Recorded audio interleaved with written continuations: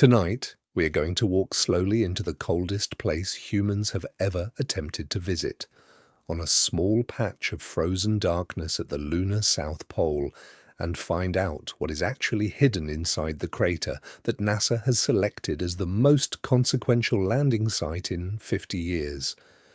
The crater is called Shackleton. It sits at almost exactly the lunar South Pole, with its center within a few miles of the point around which the Moon rotates. It is approximately 13 miles wide and 2.5 miles deep. The walls of the crater are steep enough that the floor has never received sunlight, not once in any meaningful sense in approximately 4 billion years of solar system history. The sun, from the perspective of any point on the crater floor, has never risen above the rim. The temperature on that floor reaches values colder than anything ever measured naturally on any rocky body in our solar system. NASA has selected this specific crater region as the target for Artemis 3, the first crewed landing on the Moon since Apollo 17 in 1972. The crew assignment was announced in 2026. The landing date is currently planned for the late 2020s. The mission profile involves a Starship human landing system delivering astronauts to the rim of Shackleton, with extravehicular activities planned to access the permanently shadowed regions inside the crater for the first time in human history. Tonight, we're going to walk through what is actually hidden inside this crater. The work has been done in considerable detail by lunar scientists over the past 15 years, with data from multiple orbital missions providing constraints on what the crater interior actually contains. The predictions are specific. The hidden material includes some of the most scientifically valuable substances in the inner solar system. The Artemis 3 mission is, in this sense, not just a return to lunar surface activity. It is the first attempt to retrieve direct samples from a region that has been preserved in extraordinary isolation for nearly the entire age of the solar system.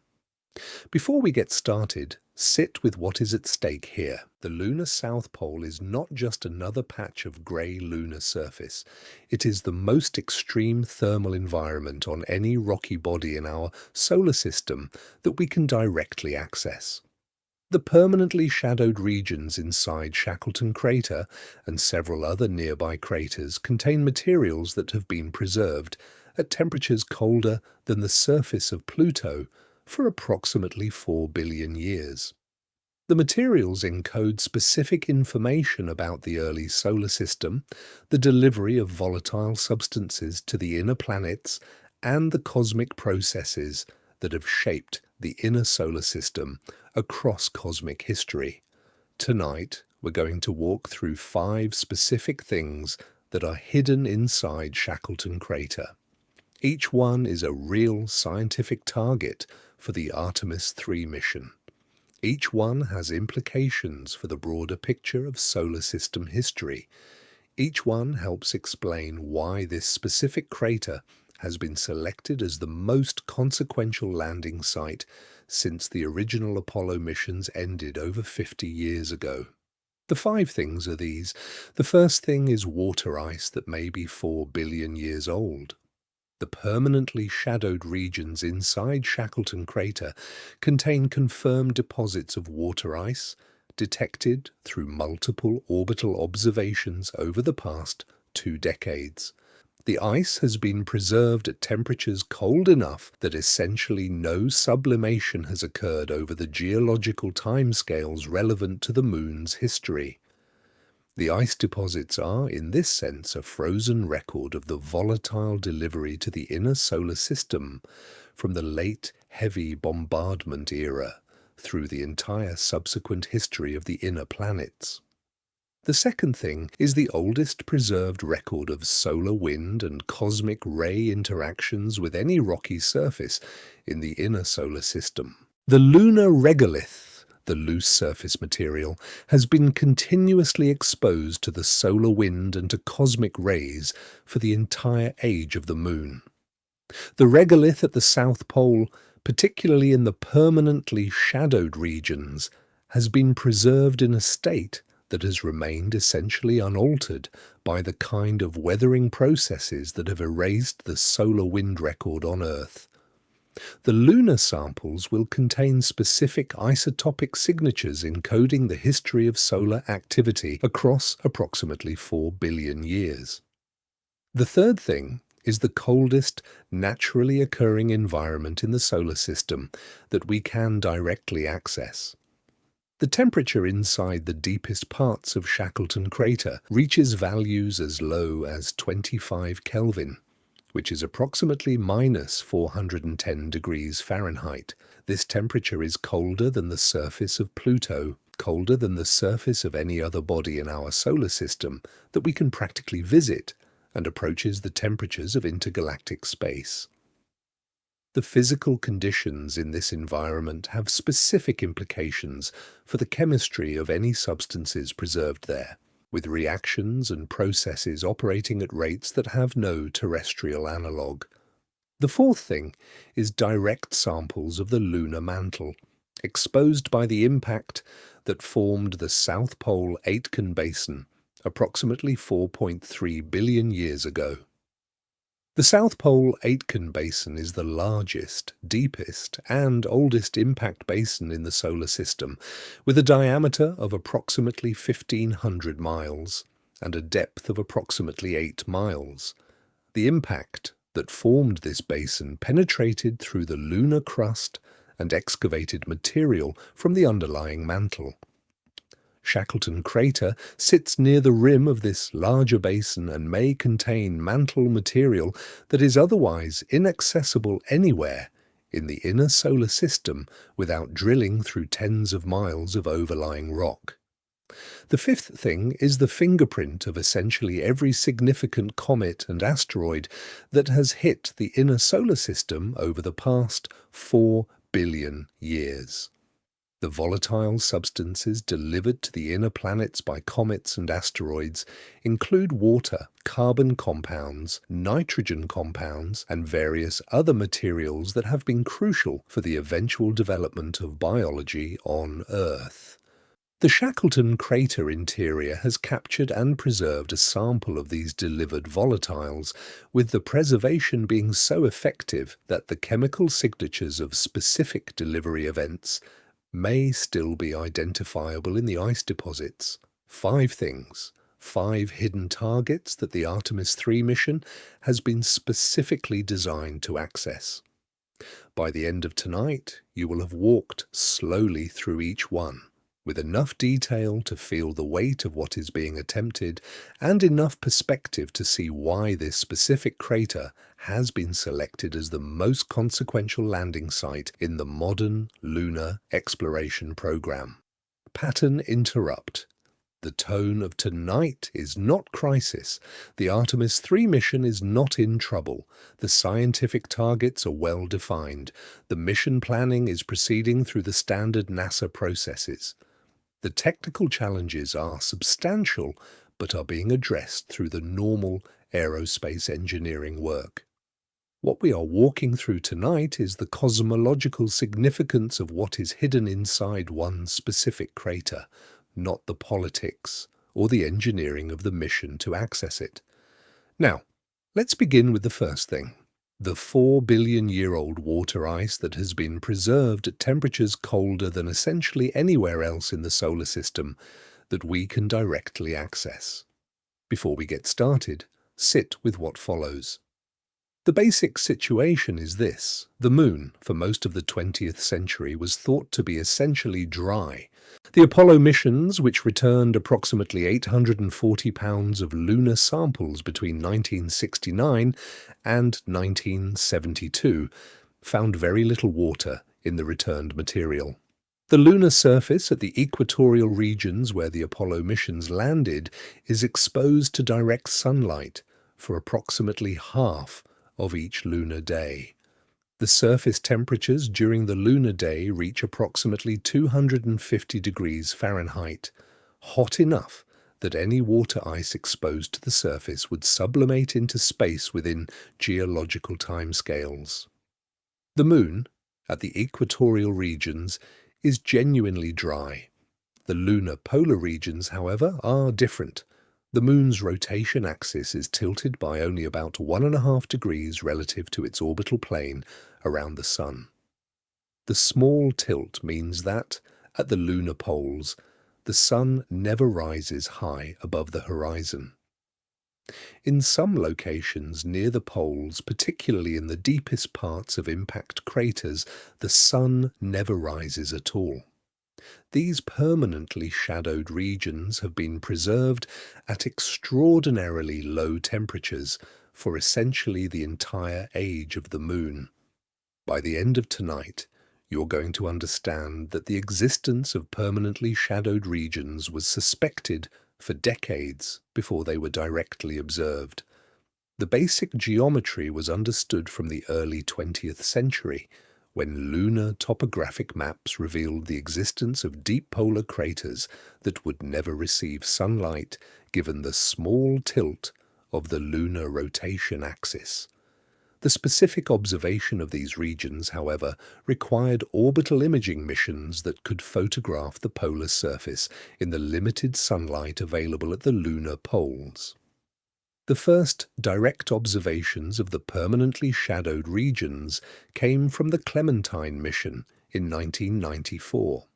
Clementine was a small Department of Defense mission designed primarily to test sensor technology, but it also returned the first detailed lunar polar imaging data.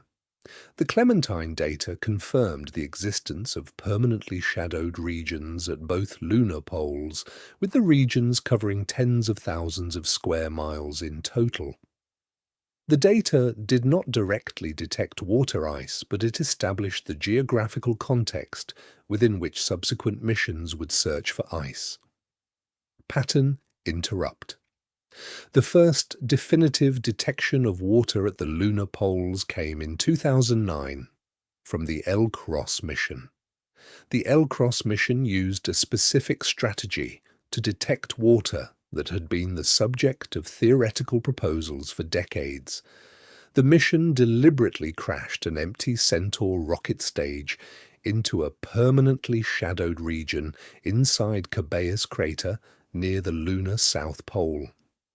The impact ejected a plume of material from the crater interior into sunlit space above the lunar surface, where the composition of the plume could be analyzed using spectroscopic instruments aboard the L-Cross spacecraft and aboard other orbital observatories. The L-Cross results were definitive. The plume contained substantial amounts of water vapor plus various other volatile substances including hydrogen sulfide, ammonia, sulfur dioxide, methane, and various complex organic compounds. The water content of the plume was approximately 150 kilograms, which is a substantial quantity given the small masses of the impacting rocket stage. The detection established that the permanently shadowed regions contain not just water ice, but a complex chemical inventory of volatile substances that have been preserved at extremely low temperatures for geological timescales.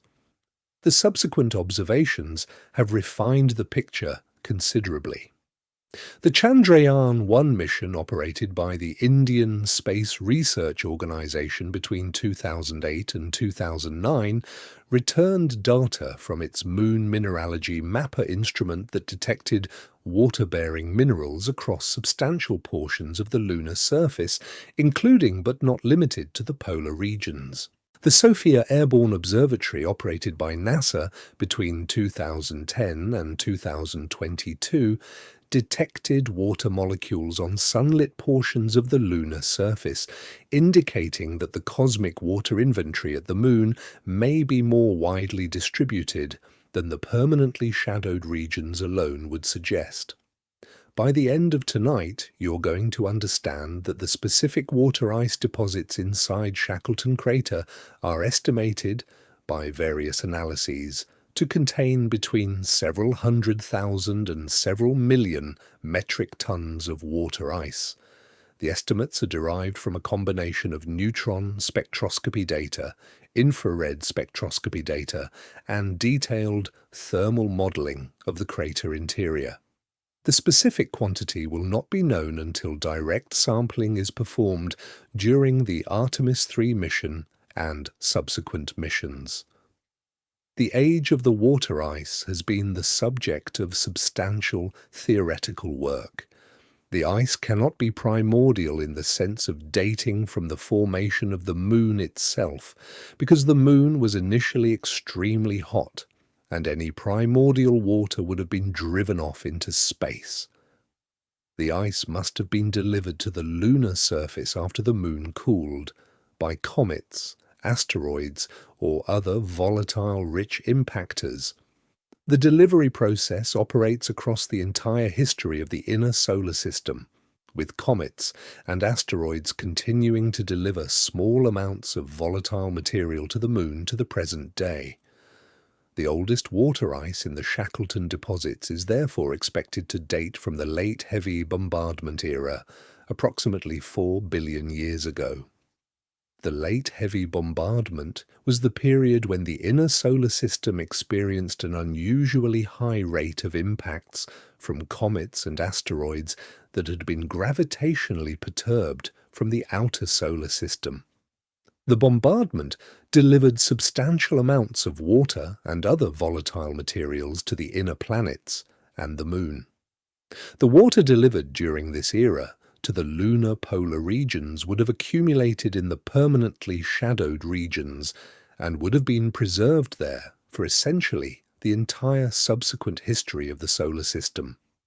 No one expects, on first thinking about lunar geology, that the Moon would contain such extensive deposits of water ice in any of its surface regions. No one predicts that the lunar polar, permanently shadowed regions would have preserved volatile materials so effectively that the delivered substances from 4 billion years ago might still be recoverable in essentially their original chemical state. Absolutely no one anticipates the way the lunar South Pole has become one of the most scientifically valuable destinations in the inner solar system, despite being only 250,000 miles from Earth.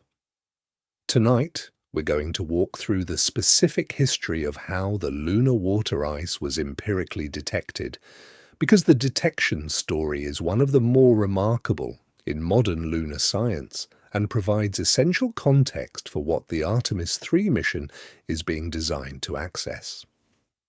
The basic situation is this.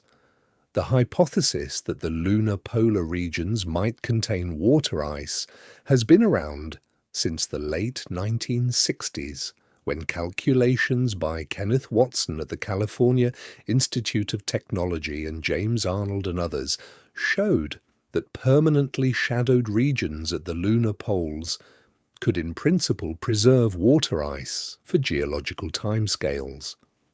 The hypothesis was theoretically attractive, but was not empirically tested for over 3 decades, because the orbital missions that could have tested it directly were not yet available.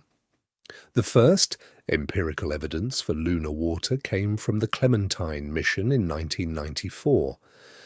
Clementine carried a bistatic radar experiment that bounced radio signals off the lunar surface and analyzed the reflections. The polar reflections showed characteristics consistent with the presence of water ice in some regions, though the interpretation was contested and the evidence was not considered definitive. The Clementine data established the possibility of polar water ice but did not confirm it. The next major step came from the Lunar Prospector mission operated by NASA between 1998 and 1999. Lunar Prospector carried a neutron spectrometer that could detect the hydrogen signatures characteristic of water in the lunar regolith. The neutron data showed clear hydrogen enhancement at both lunar poles, with the enhancement being consistent with the presence of substantial water ice in the polar, permanently shadowed regions. The lunar prospector results were widely accepted as strong evidence for polar water ice, though the specific form of the water and the exact quantities remained uncertain. By the end of tonight, you're going to understand that the definitive confirmation came in 2009 from the L-CROSS mission. L-CROSS, the Lunar Crater Observation and Sensing Satellite, was designed specifically to test the polar water hypothesis through a deliberate impact experiment.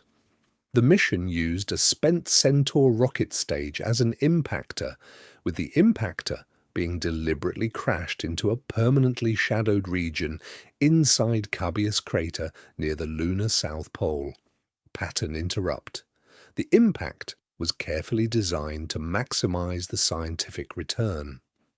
The Centaur stage was approximately 2.5 tons in mass, with most of the mass being aluminum structural material. The impact was directed at the deepest part of Cabeus crater, where the temperatures are coldest and the water ice deposits are most likely to be present. The impact velocity was approximately 5,600 meters per second, sufficient to excavate a plume of material from the crater interior that would rise into sunlit space above the lunar surface. The plume composition was analyzed by a shepherding spacecraft, the L-CROSS observing satellite, that followed the Centaur stage at a distance of approximately 4 minutes. The observing satellite carried infrared spectrometers, near-infrared cameras, and ultraviolet spectrometers, all designed to detect specific spectral signatures of various volatile substances in the plume. The observing satellite passed through the plume approximately 4 minutes after the Centaur impact, providing direct sampling of the plume composition before the satellite itself impacted the lunar surface. The results were definitive. The plume contained substantial water vapor, with the total water mass estimated at approximately 150 kilograms. The plume also contained substantial quantities of various other volatile substances, including hydrogen sulfide, ammonia, sulfur dioxide, methane, ethane, and various organic compounds. The full chemical inventory of the plume was substantially more complex than just water, indicating that the permanently shadowed regions contain a rich, volatile mixture that has been preserved at the extreme cold temperatures. By the end of tonight, you're going to understand that the L-CROSS results transformed lunar polar science. The polar volatile hypothesis was no longer hypothesis. It was confirmed empirical reality. The subsequent decade of lunar exploration has built on the L-CROSS results, with various follow-up missions providing additional data on the specific properties of the polar volatile deposits. The most important follow-up mission has been the Lunar Reconnaissance Orbiter, which has been operating in lunar orbit since 2009. The Lunar Reconnaissance Orbiter carries multiple instruments relevant to polar science, including the Diviner Lunar Radiometer Experiment for temperature mapping, the Lyman Alpha Mapping Project for ultraviolet observations of polar volatiles, and the Lunar Exploration Neutron Detector for hydrogen mapping. The combined data from these instruments has substantially refined our understanding of the polar volatile distribution and provided the basis for the Artemis program landing site selections. Walk with me through one specific result. The Lyman Alpha Mapping Project has detected ultraviolet emissions from the permanently shadowed regions that are consistent with the presence of surface water frost. The frost is patchy rather than continuous, with the patches being distributed across the floor of various permanently shadowed regions. The total surface area covered by detectable frost is substantial, with implications for the accessibility of the water deposits to sampling missions. Some of the frost patches are within reach of rovers that could be deployed from the rim of the various permanently shadowed regions. Now, let's begin. The Chandrayaan-3 mission, operated by the Indian Space Research Organisation, landed near the lunar South Pole in August of 2023. The Chandrayaan-3 mission deployed the Pragyan rover, which travelled approximately 100 meters across the lunar surface and conducted in situ analysis of the regolith composition. The mission provided the first in situ measurements of polar regolith composition, with the results being consistent with the expected presence of water ice in the deeper layers below the immediate surface. The Chang'e 6 mission, operated by the Chinese National Space Administration, returned samples from the lunar far side in June of 2024. The Chang'e 6 samples came from the South Pole-Aitken Basin, which is the same basin where Shackleton Crater is located. The Chang'e 6 samples have been the subject of extensive laboratory analysis since their return, with the results providing the first direct ground truth for the inferences about SPA basin composition that had been derived from orbital observations. No one expects, on first thinking about lunar exploration, that the empirical investigation of polar water would have required such a long and complex sequence of missions over several decades. No one predicts that the eventual confirmation would come from a deliberate impact experiment designed specifically for that purpose. Absolutely no one anticipates the way the polar volatile discovery has transformed lunar science from a backwater of solar system exploration into one of the most active research areas in modern planetary science. Hold this image. The empirical detection of lunar polar water has been one of the more remarkable scientific stories of the past 3 decades. The hypothesis was theoretical for many years before being directly tested. The testing required dedicated missions designed specifically for the purpose. The confirmation transformed lunar polar science. The subsequent decade has built a detailed picture of the polar volatile distribution that informs the current Artemis program landing site selections. The Artemis 3 mission, when it lands at Shackleton, will be the first crewed mission to directly access the polar volatile inventory that has been progressively characterized through this long sequence of orbital and robotic missions. Hold this image. The water ice inside Shackleton Crater is a frozen record of solar system history. The ice has been preserved at temperatures cold enough that essentially no chemical or physical change has occurred over geological timescales. The oldest deposits date from the late heavy bombardment era, approximately 4 billion years ago. The total quantity is substantial, possibly several million metric tons. The Artemis 3 mission will be the first attempt to directly access these deposits with human investigators, with the scientific return potentially being one of the most consequential cosmological achievements of the modern lunar exploration program. The second thing hidden inside Shackleton Crater is the oldest preserved record of solar wind and cosmic ray interactions with any rocky surface in the inner solar system. Tonight, we're going to walk into this carefully, because the lunar surface preservation of cosmic radiation history is one of the most empirically valuable features of the Moon as a scientific destination. The basic situation is this: the Sun continuously emits a stream of charged particles, primarily protons and electrons, called the solar wind. The solar wind flows outward from the Sun in all directions, travelling at speeds of approximately 300 to 800 kilometers per second, depending on the specific solar conditions. The solar wind has been emitted by the Sun, in roughly its current form, for approximately the entire age of the solar system. The properties of the solar wind, including its specific composition and its variability over time, encode substantial information about the history of the Sun itself.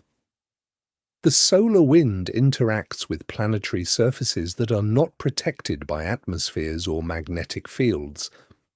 On Earth, the atmosphere and the magnetic field together deflect and absorb essentially all of the solar wind, with the particles producing the auroras at high latitudes, but never reaching the surface. On the Moon, there is no atmosphere and no global magnetic field. The solar wind reaches the surface essentially unimpeded and implants particles directly into the lunar regolith. By the end of tonight, you're going to understand that the implanted solar wind particles produce specific chemical signatures in the regolith that can be measured through careful laboratory analysis. The signatures include specific isotopic ratios for elements like helium, neon, argon, and various other species. The isotopic ratios depend on the specific properties of the solar wind that was implanting the particles. By measuring the signatures in lunar regolith samples, scientists can reconstruct the history of solar wind composition across the entire period during which the regolith was exposed. Pattern interrupt. The lunar regolith at the polar, permanently shadowed regions is, in this sense, a uniquely valuable archive. The regolith at the equatorial regions, which the Apollo missions sampled, has been garnered over geological timescales by micrometeoroid impacts and by the diurnal temperature cycling that occurs at the equatorial latitudes. The gardening process gradually mixes the regolith over depth with the original positional information of the implanted solar wind particles, being progressively erased. The polar, permanently shadowed regions have not experienced the same gardening process. The temperatures are too low for any significant thermal cycling effects.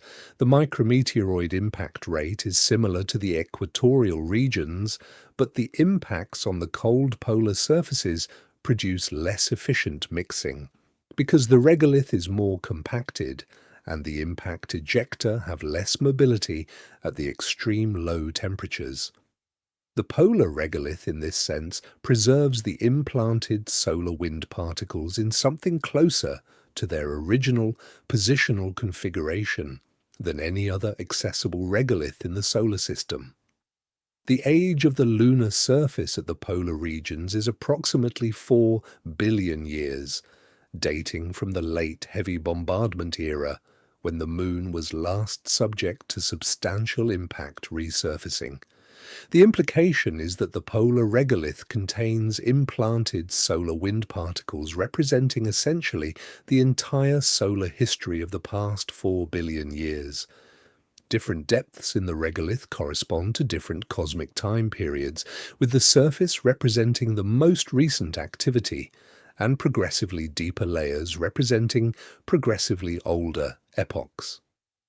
By the end of tonight, you're going to understand that this allows specific reconstructions of solar history that are not available through any other means. The Sun's activity has varied substantially across cosmic time. The early Sun, in the first few 100 million years after its formation, was approximately 70% of its current luminosity, but had a much more active surface, with frequent flares and a stronger solar wind.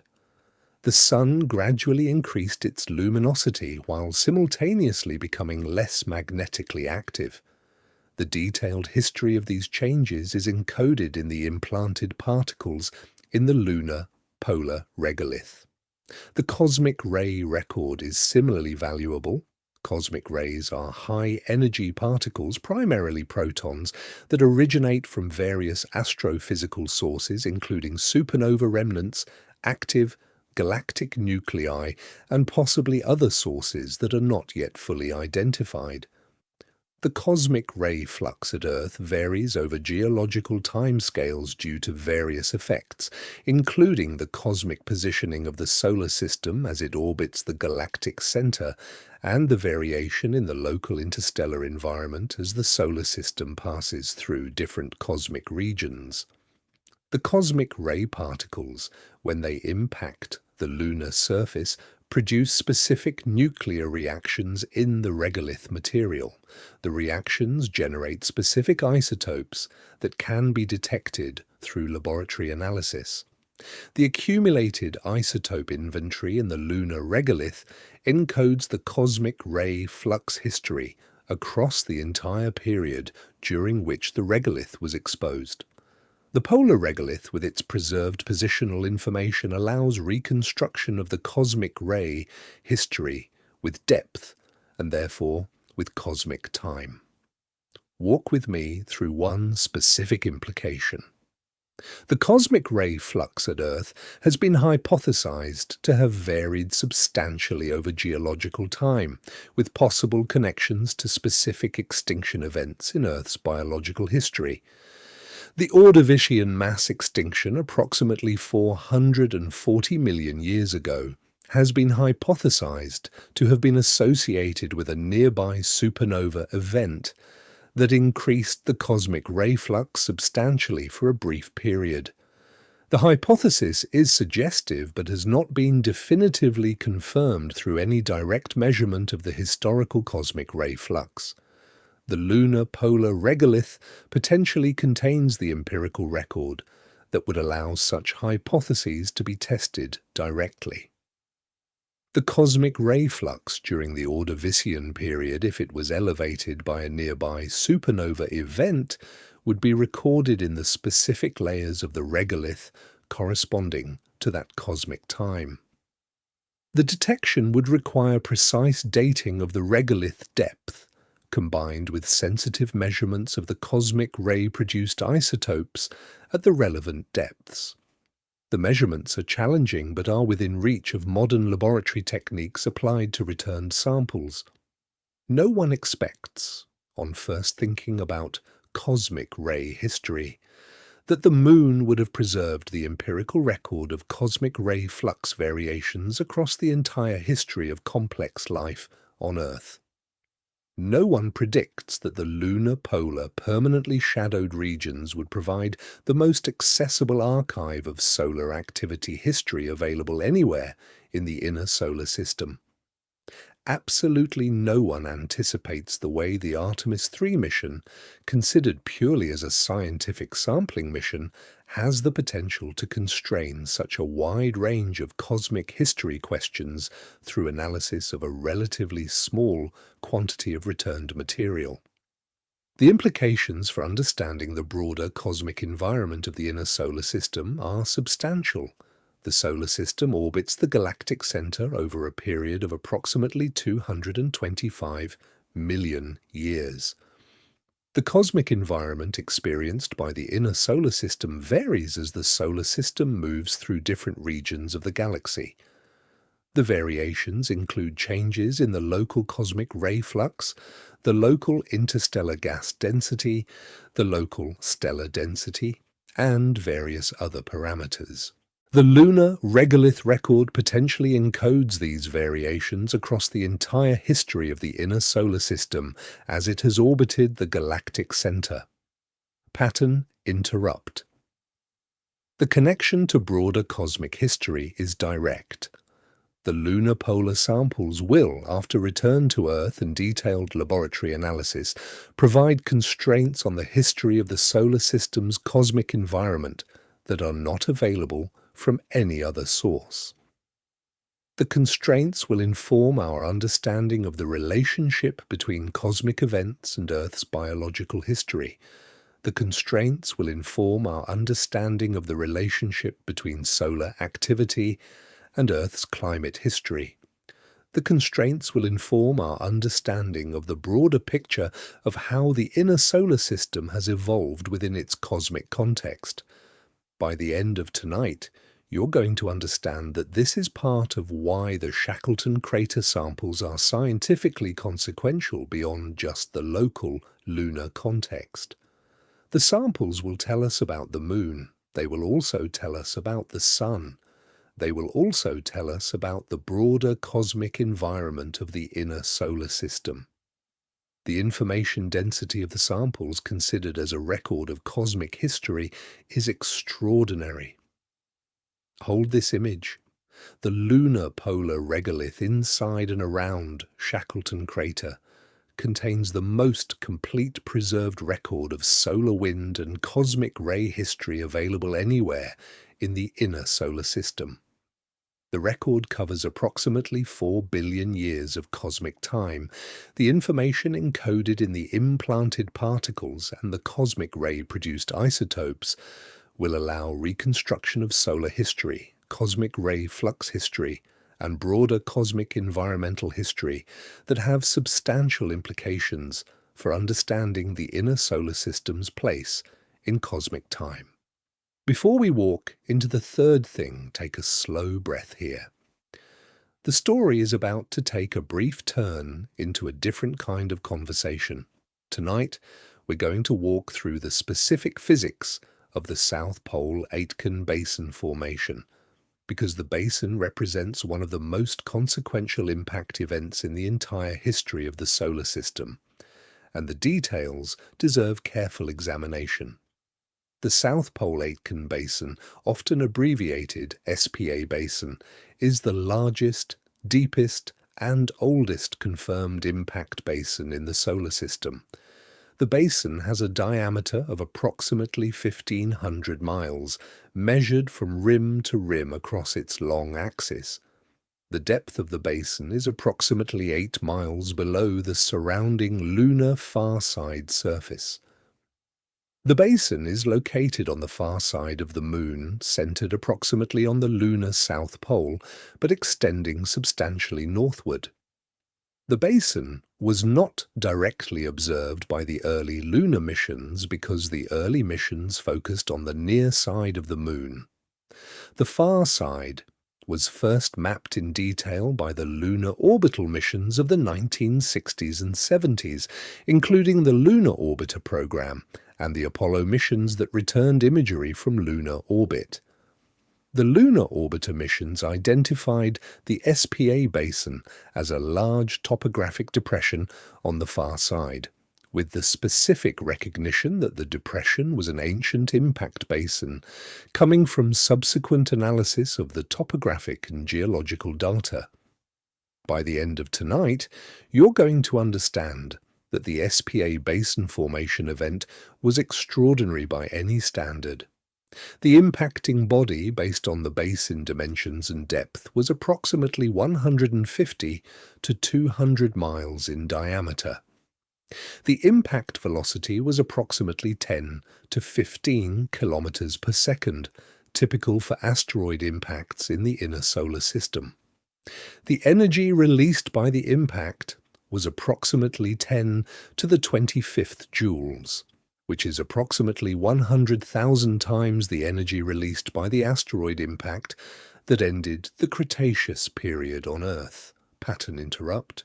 The impact occurred approximately 4.3 billion years ago, only about 250 million years after the formation of the Moon itself. The Moon, at that time, was very different from the Moon we observe today. The lunar magma ocean, the layer of molten silicate rock that covered most of the lunar surface immediately after the Moon's formation, was still in the process of solidifying. The lunar crust was just beginning to differentiate into the distinct mineralogical layers that characterize the modern lunar surface. The impact penetrated through this still developing crustal structure and excavated material from the underlying mantle. The excavated material was distributed across substantial portions of the lunar far side surface. The basin floor, deeper than the surrounding surface by approximately 8 miles, exposed mantle material that had been buried beneath the original crust. The basin rim, raised above the surrounding surface by the impact ejecta, contains a mixture of crustal and mantle material.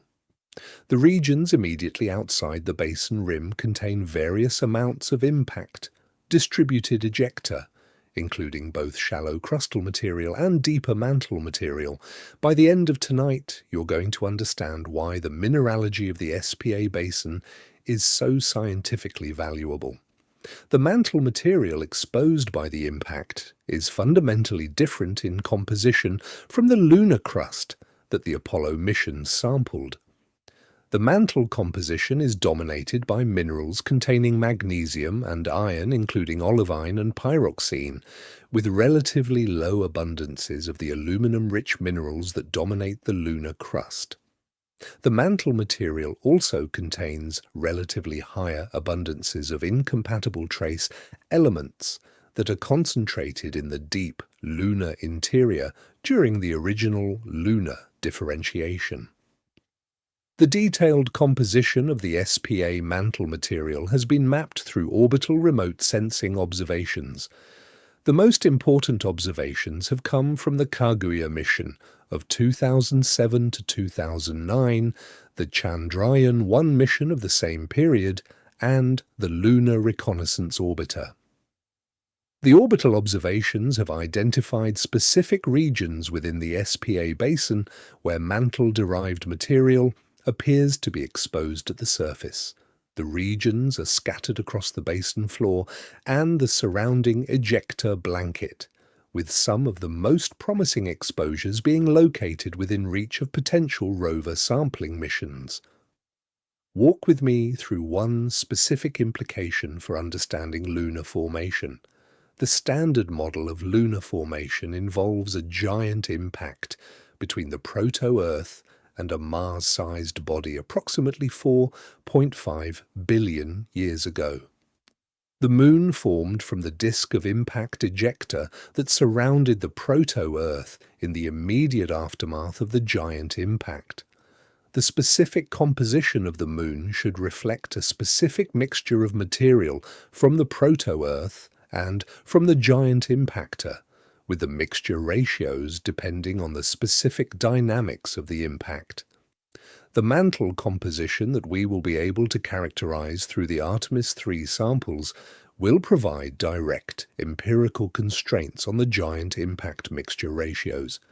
Different theoretical models of the giant impact predict different specific compositions for the resulting Moon.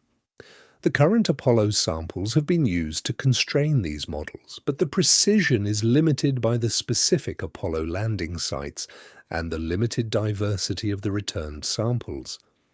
The Artemis 3 samples, including SPA mantle material, will substantially expand the available data and improve the constraints on the giant impact models. No one expects, on first thinking about lunar geology, that the largest impact event in the recorded history of the solar system would have produced an outcome so scientifically convenient for direct sampling. No one predicts that the SPA basin, despite its formation over 4 billion years ago, would still be one of the most scientifically valuable sampling targets in the inner solar system.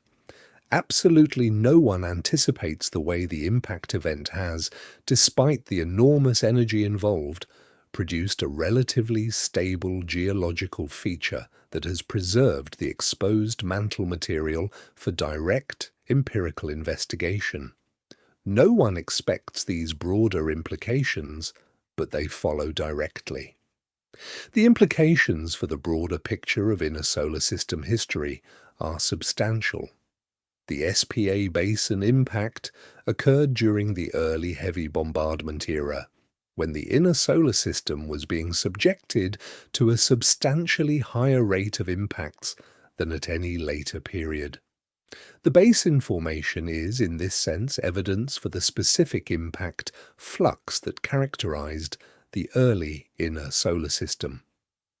The dating of the basin, derived from the analysis of the basin floor materials and the impact melt produced by the formation event, provides one of the most important data points for understanding the timing and intensity of the early heavy bombardment. The recent Chang'e 6 sample return provides important context for the SPA Basin science. The Chang'e 6 samples returned in June of 2024 came from a specific location within the SPA Basin. The samples have been analysed by Chinese laboratories and by international collaborators, with the results providing the first direct ground truth for the inferences about SPA Basin composition that had been derived from orbital observations. The Chang'e 6 results have largely confirmed the orbital inferences, with some specific refinements to the mineralogical compositions that had been assumed. Pattern interrupt. The Artemis 3 mission landing at Shackleton Crater on the rim of the SPA Basin will provide complementary samples to the Chang'e 6 returns.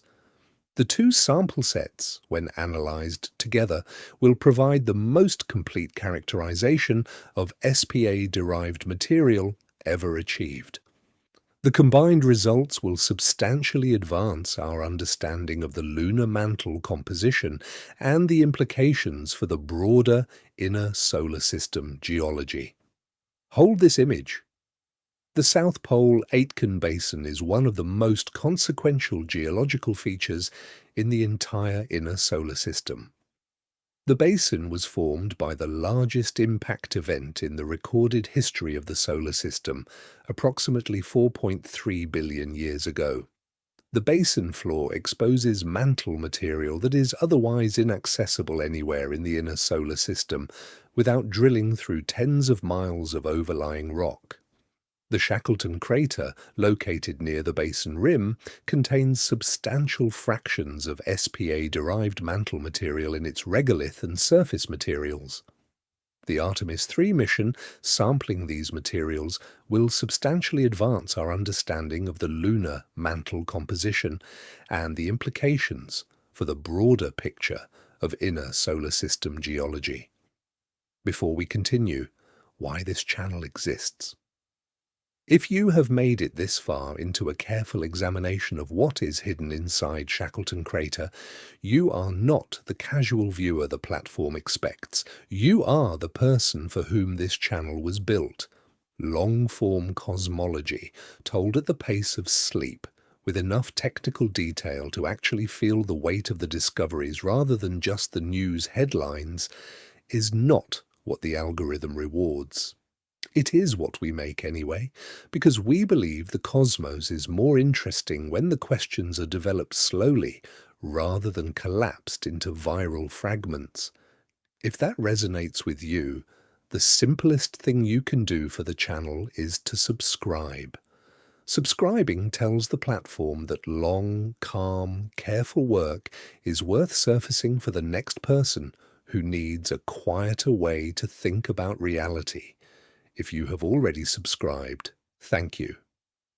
Truly, if this is your first long-form night with the channel, welcome. A small additional note. If Spotify is where you find yourself on sleepless nights, consider following the show there. The audio versions are tuned for the same purpose, the same pace, the same care. Now, let us return to the crater. The third thing is waiting. The third thing hidden inside Shackleton Crater is the coldest, naturally occurring environment in the solar system that we can directly access. Tonight, we're going to walk into the specific thermal physics of permanently shadowed regions, because the extreme temperatures of the lunar polar crater interiors are one of the most empirically distinctive features of the lunar South Pole. The basic situation is this: the deepest parts of Shackleton Crater and several other nearby polar craters have been measured to reach temperatures as low as approximately 25 Kelvin.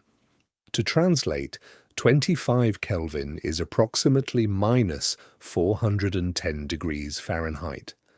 This temperature is colder than essentially any other naturally occurring environment in the solar system that we can practically reach with human exploration missions. For context, the surface of Pluto, The most distant world that any spacecraft has directly imaged has temperatures ranging from approximately 33 to 55 Kelvin, depending on location and season. The surface of Triton, Neptune's largest moon, has temperatures of approximately 38 Kelvin. The cosmic microwave background, which fills empty intergalactic space, has a temperature of approximately 2.7 Kelvin. The deepest parts of Shackleton Crater are, in this sense, intermediate between the coldest worlds we have imaged and the cosmic background itself. By the end of tonight, you're going to understand how the extreme cold is maintained. The basic mechanism is the absence of sunlight, combined with the absence of significant heat sources from the lunar interior. The lunar interior, while it was hot in the early solar system history, has cooled to temperatures only slightly above the cosmic background by the present day. The interior provides essentially no heat to the surface in the polar regions. The surface temperature, in the absence of direct sunlight, is determined by the balance between radiative cooling to space and the small amount of indirect illumination from the cosmic background and from scattered light from sunlit regions of the lunar surface. Pattern interrupt. The radiative cooling proceeds very efficiently in the permanently shadowed regions. The lunar regolith is an effective thermal emitter at infrared wavelengths, with the emissivity being approximately 95%. The infrared emission carries energy away from the regolith into space. In the absence of sunlight, the regolith continues to emit thermal radiation until the temperature drops to a level where the radiative cooling is balanced by whatever small heat inputs reach the surface. The actual measured temperatures inside Shackleton Crater and nearby permanently shadowed regions come from the Diviner Lunar Radiometer experiment aboard the Lunar Reconnaissance Orbiter. The Lunar Reconnaissance Orbiter, launched in 2009, has been mapping the lunar surface temperatures in detail for over a decade. The Diviner data has established that the temperatures in the deepest parts of the permanently shadowed regions reach values as low as 20 to 30 Kelvin, with the exact minimum depending on the specific location and the seasonal variations in solar illumination of the surrounding areas. The implications of these extreme temperatures for the chemistry of any substances preserved in the cold regions are substantial. At temperatures of 20 to 30 Kelvin, most chemical reactions proceed at rates so slow that they are essentially frozen on geological timescales. Substances preserved at these temperatures retain their original chemical compositions with extraordinary fidelity. The water ice, the organic compounds, the various other volatile substances that have been detected in the permanently shadowed regions have been preserved in essentially their original states for the geological time during which they have been deposited. By the end of tonight, you're going to understand that this preservation is not just a curiosity. It is the scientific basis for the entire Artemis polar exploration program. The preserved substances encode specific information about the conditions under which they were originally delivered to the Moon. The information includes the chemical compositions of the delivering bodies, the isotopic ratios of the various elements, and the relative abundances of different volatile species. The preservation at extreme low temperatures means that this information is recoverable through direct sampling and laboratory analysis. Walk with me through one specific implication. Water molecules in the deep, permanently shadowed regions have been preserved with their original deuterium to hydrogen ratios intact. The deuterium to hydrogen ratio in water depends on the specific origin of the water. Water delivered from the outer solar system by comets or Kuiper belt objects has different deuterium to hydrogen ratios than water delivered from the inner solar system asteroid belt. Water originating from primitive solar nebula gas has yet another ratio. By measuring the ratios in the Shackleton ice deposits, scientists can determine the relative contributions of these different delivery mechanisms to the lunar water inventory. The deuterium to hydrogen ratio is also a probe of the origin of water on Earth. Earth's oceans have a specific deuterium to hydrogen ratio that is intermediate between the various candidate source ratios. The question of where Earth's water came from is one of the most studied questions in modern planetary science, with implications for the broader question of how the conditions for life developed on Earth. The Shackleton samples will provide direct empirical input to this question by establishing the deuterium to hydrogen ratios of the water delivered to the inner solar system across the period when Earth's oceans were being assembled. No one expects, on first thinking about lunar temperatures, that the deepest parts of certain lunar craters would be colder than essentially anywhere else in the inner solar system that humans can reach. No one predicts that the extreme cold would have produced chemical preservation conditions of such extraordinary scientific value. Absolutely no one anticipates the way the lunar South Pole has become, despite being only 250,000 miles from Earth, one of the most cosmologically informative destinations for direct human investigation. The Artemis 3 mission will face substantial engineering challenges related to the extreme cold. The astronauts cannot directly access the deepest permanently shadowed regions during the mission.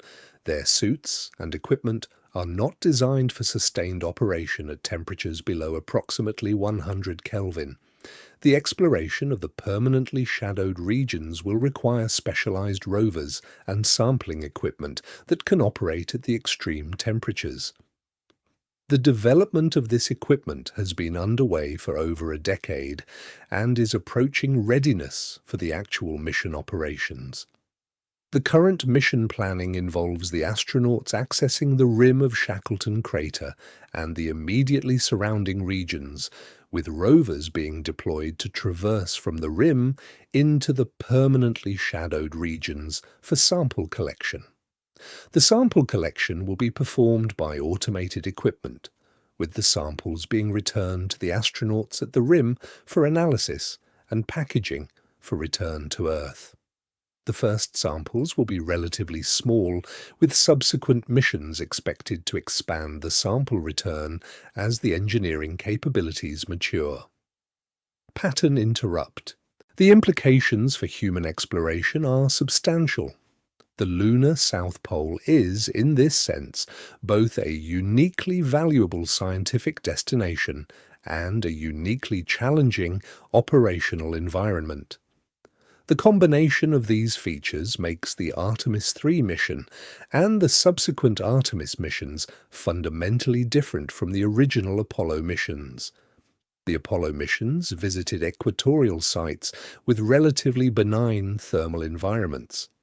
The Artemis missions will visit polar sites with the most extreme thermal environments on any rocky body that humans have ever attempted to reach. Step back, and you can see that the extreme cold is, in this sense, the defining feature of what makes Shackleton Crater scientifically unique.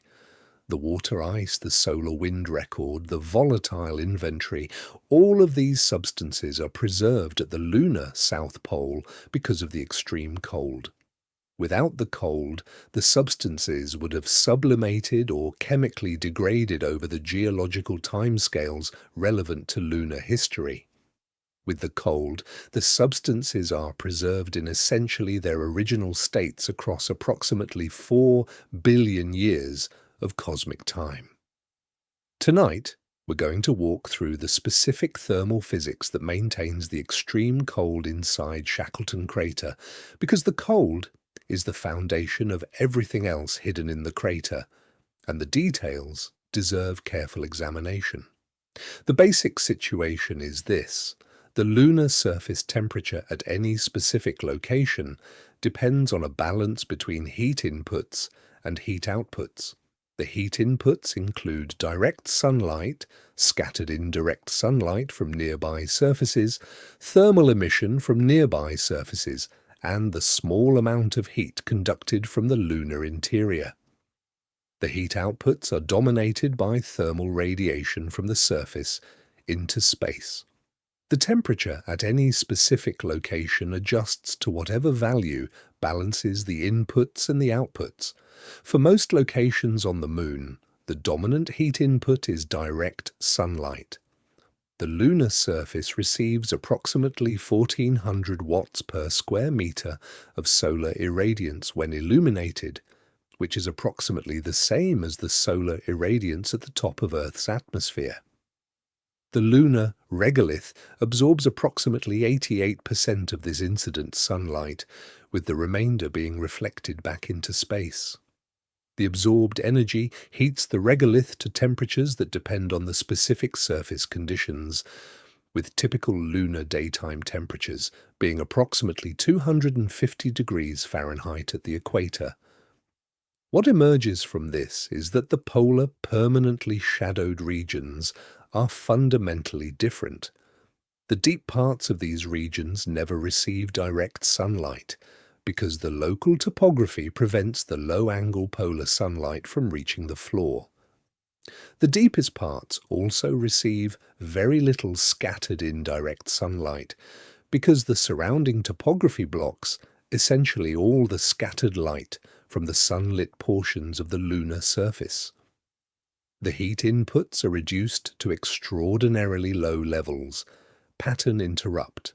The dominant heat input to the deepest, permanently shadowed regions is thermal emission from the surrounding sunlit portions of the lunar surface. The sunlit portions emit thermal radiation at infrared wavelengths, with the radiation propagating across the lunar surface and reaching the permanently shadowed regions through indirect paths. The thermal emission flux reaching the deepest permanently shadowed regions is approximately 1 milliwatt per square meter, which is about a millionth of the direct solar flux that illuminates the equatorial regions during the lunar day. The radiative cooling from the deepest permanently shadowed regions proceeds efficiently. The lunar regolith emits thermal radiation at infrared wavelengths according to the standard blackbody emission relationships, modified by the specific emissivity of the regolith material. The emissivity is approximately 95% at the relevant infrared wavelengths, meaning the regolith emits efficiently across the full thermal infrared band. The radiative cooling continues until the temperature drops to a level where the cooling is balanced by the small thermal inputs from the surrounding regions.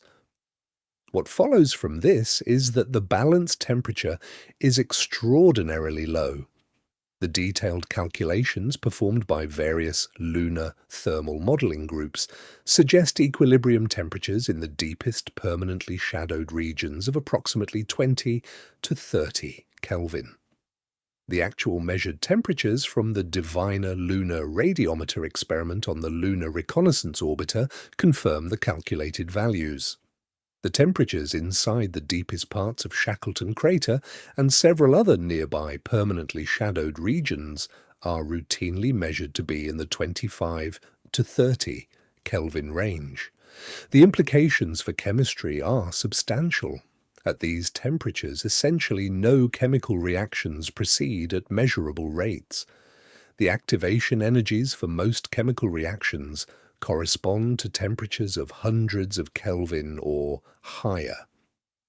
At 25 Kelvin, the available thermal energy is too low to overcome essentially any activation barriers. Substances preserved at these temperatures remain in their original chemical states across essentially the entire age of the solar system. The implications for physical processes are also substantial. The vapor pressures of most volatile substances at 25 Kelvin are extraordinarily low. Water ice, for example, has a vapor pressure of approximately 10 to the negative 30 atmospheres at 25 Kelvin. This is so low that essentially no sublimation of water ice occurs across geological timescales. The water ice deposited in the deepest permanently shadowed regions is, in this sense, permanently preserved as long as the cold temperatures are maintained. Walk with me through one specific implication. The lunar, permanently shadowed regions have been preserved at temperatures below approximately 100 Kelvin for essentially the entire history of the Moon. The exact lower bound depends on the specific region, with the deepest parts being colder than the shallower regions. The temperatures have been stable over billions of years, with only minor variations from the local thermal environment. The stability of the temperatures is one of the more remarkable features of the lunar polar environment. The Moon's rotation axis tilt has varied somewhat over geological time due to various dynamical effects, but the variations have been small enough that the permanently shadowed regions have remained permanently shadowed. The cosmic environment of the Moon, including the cosmic ray flux and the solar wind flux, has varied over geological time, but the variations have been small enough that the average temperatures have remained essentially constant. The thermal environment of the deep, permanently shadowed regions has been the most stable cosmic environment that has been measured anywhere in the inner solar system. No one expects, on first thinking about cosmic temperatures, that any naturally occurring environment in the inner solar system would be cold enough to preserve volatile substances at temperatures comparable to the surface of Pluto. No one predicts that the lunar polar environment would have produced such effective thermal preservation across essentially the entire age of the solar system. Absolutely no one anticipates the way the simple geometry of small axial tilt combined with steep crater walls has produced one of the most cosmologically valuable thermal environments accessible to direct human investigation. The implications for the Artemis 3 mission planning are substantial. The mission must operate in a thermal environment that is fundamentally different from any previous human spaceflight mission. The Apollo missions operated in the relatively benign thermal environment of the equatorial lunar surface, with daytime temperatures around 250 degrees Fahrenheit and nighttime temperatures around minus 250 degrees Fahrenheit. The Artemis 3 mission will operate at the lunar South Pole, where the rim of Shackleton Crater is in near-permanent sunlight, and the immediate interior is at temperatures colder than essentially any other accessible cosmic environment. The thermal environment poses specific engineering challenges. The spacesuits must function across a temperature range that exceeds the original Apollo's suit specifications. The lunar surface equipment must operate at temperatures that no equipment has been designed for previously. The sampling tools in particular must be able to handle volatile substances that will sublimate immediately upon being warmed above their preserved temperatures.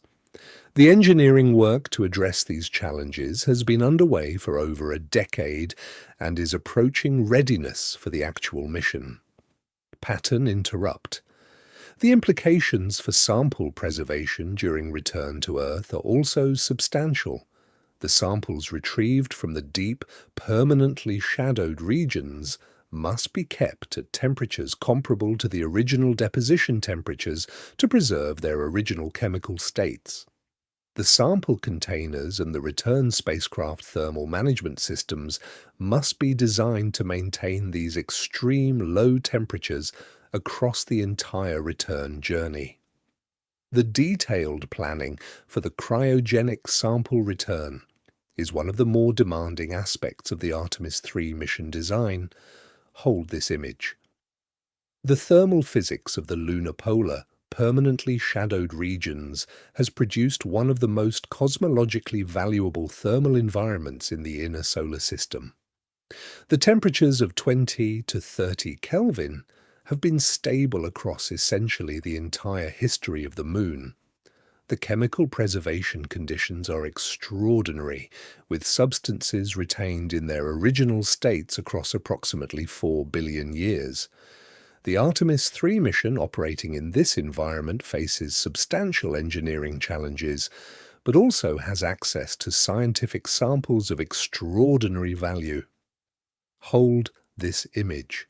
The deepest parts of Shackleton Crater reach temperatures as low as 25 Kelvin, colder than essentially anywhere else in the inner solar system that we can practically reach. The extreme cold has produced chemical preservation conditions of extraordinary scientific value. The substances preserved in the permanently shadowed regions encode specific information about the origin of inner solar system water, the history of volatile delivery to the inner planets, and the broader cosmic context of the early solar system. The Artemis 3 mission, by accessing these substances directly, will retrieve a record of cosmic history that has been preserved nowhere else with the same fidelity. The fourth thing hidden inside Shackleton Crater is direct samples of the lunar mantle, exposed by the impact that formed the South Pole-Aitken Basin approximately 4.3 billion years ago. Tonight, we're going to walk into the specific geological context of the South Pole-Aitken Basin because the basin represents one of the most extraordinary impact features in the entire inner solar system, and the materials it exposed are among the most scientifically valuable in the lunar inventory. The basic situation is this. The South Pole-Aitken Basin, sometimes abbreviated SPA Basin, is the largest, deepest, and oldest confirmed impact basin in the solar system. The basin has a diameter of approximately 1,500 miles and a depth of approximately 8 miles below the surrounding lunar surface. The basin was formed by the impact of an extremely large body, possibly several hundred miles in diameter, at extremely high velocity. The impact event released energy sufficient to excavate material from depths of tens of miles below the lunar surface and to scatter the excavated material across substantial portions of the lunar far side. The point worth taking away is that the impact event occurred approximately 4.3 billion years ago, only about 250 million years after the formation of the Moon itself. The Moon at that time was still partially molten, with a magma ocean covering much of the surface and the crust, just beginning to solidify into the structures we observe today. The impact penetrated through the still-forming crust and excavated material from the underlying mantle, exposing mantle material at the lunar surface in a way that no subsequent geological process has produced anywhere else on the Moon. Pattern interrupt. The implications for lunar geology are substantial. The lunar mantle in normal lunar conditions is buried beneath approximately 20 to 40 miles of crustal material. The mantle is the layer of partially molten or recently solidified silicate rock that lies between the lunar crust and the lunar core. The mantle composition is fundamentally different from the crustal composition, with different mineralogy, different chemistry, and different physical properties.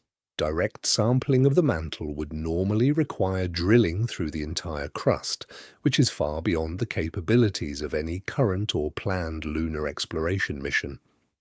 The SPA Basin impact, however, did the drilling automatically. The impact event excavated mantle material from depths of tens of miles and deposited that material across the basin floor and the surrounding regions. The mantle material exposed at the lunar surface has been accessible for direct sampling by any mission that can land within the basin or in the immediately surrounding regions. The Shackleton Crater is located very close to the rim of the SPA Basin, which means that the regolith and surface materials in and around Shackleton may contain substantial fractions of SPA-derived mantle material. What this leaves us with is that this provides a unique scientific opportunity. The mantle material samples will allow direct characterization of the deep lunar interior in ways that have never been possible before. The Apollo missions, which sampled equatorial regions far from the SPA basin, did not return mantle material. The samples returned by all subsequent lunar missions have similarly been crustal materials. The SPA mantle samples retrieved by the Artemis 3 mission will be the first direct samples of the lunar mantle ever returned to Earth. No one predicts the full scope of implications in advance. The scientific implications of the mantle samples are substantial. The composition of the lunar mantle is one of the key questions in lunar geology. The standard model of the Moon's formation involves a giant impact between the proto-Earth and a Mars-sized body, with the Moon forming from the impact ejecta. The specific composition of the lunar mantle should reflect a specific mixture of material from the proto-Earth's mantle and from the impactor's mantle. The mixture ratios have been the subject of substantial theoretical work, with different models predicting different specific compositions. The mantle samples will, by their detailed chemical and isotopic analysis, provide direct empirical input to these models. The implications extend beyond just the question of how the Moon formed. They include broader questions about the early solar system, including the composition of the protoplanetary bodies that eventually combined to form the planets, the dynamics of the giant impact era, and the specific chemical and isotopic signatures that have been preserved in the planetary mantles across the subsequent solar system history. Walk with me through one specific implication. The oxygen isotopic ratios in lunar mantle material can be compared to the oxygen isotopic ratios in terrestrial mantle material, in Martian meteorites, and in various other planetary samples. The comparisons provide constraints on the cosmic origins of the inner solar system bodies. If the Moon's mantle has oxygen isotopic ratios that are identical to Earth's mantle, this implies specific things about the giant impact that formed the Moon and about the cosmic mixing of materials during the impact. If the ratios differ, this implies different things. The current data, based on the Apollo's samples and various meteoritic samples, suggests that the Moon's oxygen isotopes are very similar to Earth's, but the precision is limited by the small sample sizes and the specific Apollo landing sites. The SPA mantle samples, when returned and analyzed, will substantially improve this comparison. The improved comparison will, in turn, constrain the specific models of lunar formation more tightly than has been possible to date. The results will inform our understanding of the early solar system dynamics that led to the formation of the inner planets in their current configuration. No one expects, on first thinking about lunar samples, that the lunar mantle, which is normally buried beneath tens of miles of crust, would be accessible at the lunar surface anywhere in the inner solar system. No one predicts that the largest impact event in the recorded history of the solar system would have produced an outcome so scientifically convenient for future exploration missions. Absolutely no one anticipates the way the SPA Basin, despite being formed over 4 billion years ago, has become one of the most scientifically valuable sampling targets for the modern lunar exploration program. The implications for the broader picture of inner solar system geology are substantial. The mantle composition of the various inner solar system bodies, including Earth, Mars, Venus, Mercury, and the various asteroids and other small bodies, varies in specific ways that reflect the different origins and evolutionary histories of these bodies. The lunar mantle samples will provide a high-precision reference for one specific body in this comparative inventory, with implications for our understanding of the various bodies more broadly. Hold the thought. The scientific case for the SPA mantle samples has been developed over decades of orbital observations and theoretical analysis. The Lunar Reconnaissance Orbiter has mapped the surface mineralogy of the SPA basin in detail, identifying specific regions where mantle-derived material appears to be exposed at the surface.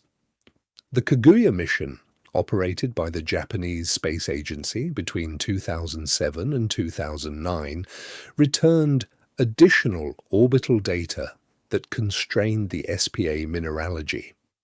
The Chang'e 6 mission, operated by the Chinese National Space Administration, returned samples from the SPA basin in 2024, providing the first direct samples of SPA-derived material. The Chang'e 6 samples have been the subject of substantial laboratory analysis since their return, with the results being published in major journals over the past year. The Artemis 3 mission, landing at Shackleton Crater on the rim of the SPA basin, will provide complementary samples to the Chang'e 6 returns.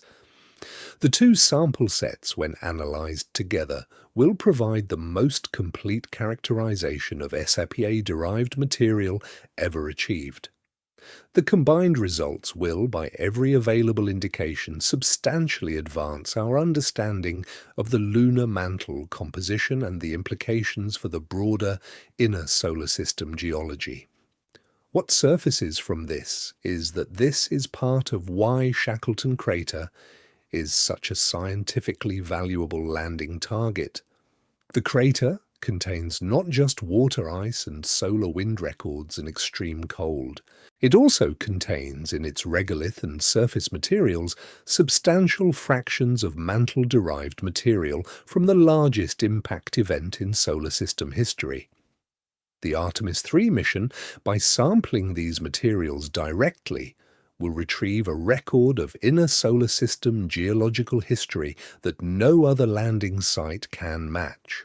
Tonight, we're going to walk through the specific properties of the lunar regolith that make it such a valuable cosmic ray and solar wind archive, because the regolith's unusual preservation characteristics are not widely understood, and the details deserve careful examination. The basic situation is this. The lunar regolith is the layer of unconsolidated material that covers the lunar surface to typical depths of several meters to several tens of meters. The regolith is composed of fragments of the underlying bedrock produced by approximately 4 billion years of micrometeoroid impacts that have gradually broken down the original solid surface into progressively smaller particles. The typical particle sizes range from micrometers to centimeters, with the size distribution following specific patterns characteristic of impact processes. The regolith is constantly being modified by ongoing micrometeoroid impacts. The impacts deliver new material to the surface, break up the existing particles into smaller fragments, and mix the particles to depths of typically tens of centimeters per million years. The mixing process is called gardening, by analogy with the agricultural process. The gardening rate has been characterized by various studies, with the typical mixing depth being approximately 10 centimeters per million years at the equatorial regions. What this means is that the gardening process has substantial implications for the preservation of implanted particles. The solar wind particles, when they implant into the regolith, are deposited at specific locations within specific particles at specific depths. The gardening process gradually mixes these particles, with the original positional information being progressively erased over time. After hundreds of millions of years of gardening, the implanted particles are essentially uniformly distributed within the gardened layer, with no clear positional information remaining. Settle in here. The lunar polar, permanently shadowed regions have experienced a fundamentally different gardening regime. The micrometeoroid impact rate is similar to the equatorial regions, but the impacts on the cold polar surfaces produce less efficient mixing because of several specific factors. The first factor is the lower thermal mobility of the regolith particles at the extreme cold temperatures. The second factor is the compaction of the surface layers by the slow accumulation of volatile substances over geological time. The third factor is the absence of the diurnal temperature cycling that contributes to mixing at the equatorial regions. The combined effect of these factors is that the lunar polar regolith preserves positional information much more effectively than the equatorial regolith. The implanted particles at the lunar poles, particularly in the permanently shadowed regions, retain something closer to their original positional distribution than the equatorial implanted particles do. The depth profile of the implanted particles, in particular, provides direct empirical input on the cosmic history at the time when each layer was at the surface. What this picture tells us is that this preservation is the basis for the cosmic ray and solar wind archive science. The accumulated cosmic ray-produced isotopes in the lunar polar regolith vary with depth, with the surface layers containing the products of the most recent cosmic ray flux and the deeper layers containing the products of progressively older cosmic ray flux. By measuring the isotope abundances at different depths in the polar regolith samples, scientists can reconstruct the cosmic ray flux history across the relevant cosmic time period. The solar wind archive operates on similar principles. The solar wind particles implanted in the regolith at specific depths come from specific cosmic time periods. The isotopic ratios of the implanted particles depend on the specific solar wind composition at the time of implantation. By measuring the ratios at different depths, scientists can reconstruct the solar wind composition history across the relevant cosmic time period. Walk with me through one specific implication. The solar isotopic composition has been the subject of substantial scientific interest because it provides input on the early solar nebula composition. The Sun formed from a specific cosmic gas cloud approximately 4.6 billion years ago. The isotopic composition of the early Sun reflects the specific composition of this gas cloud. The early solar wind, which started flowing soon after the Sun's formation, carries the early solar isotopic composition into space. The lunar regolith implanted with early solar wind would therefore preserve the early solar isotopic composition for direct measurement. The most recent solar wind, by contrast, has slightly different isotopic composition due to the various processes that have operated in the Sun over the past 4 billion years, including the gradual conversion of hydrogen into helium through nuclear fusion in the solar core. The detailed comparison of early versus recent solar wind isotopic composition provides direct empirical input on the cosmic history of the Sun.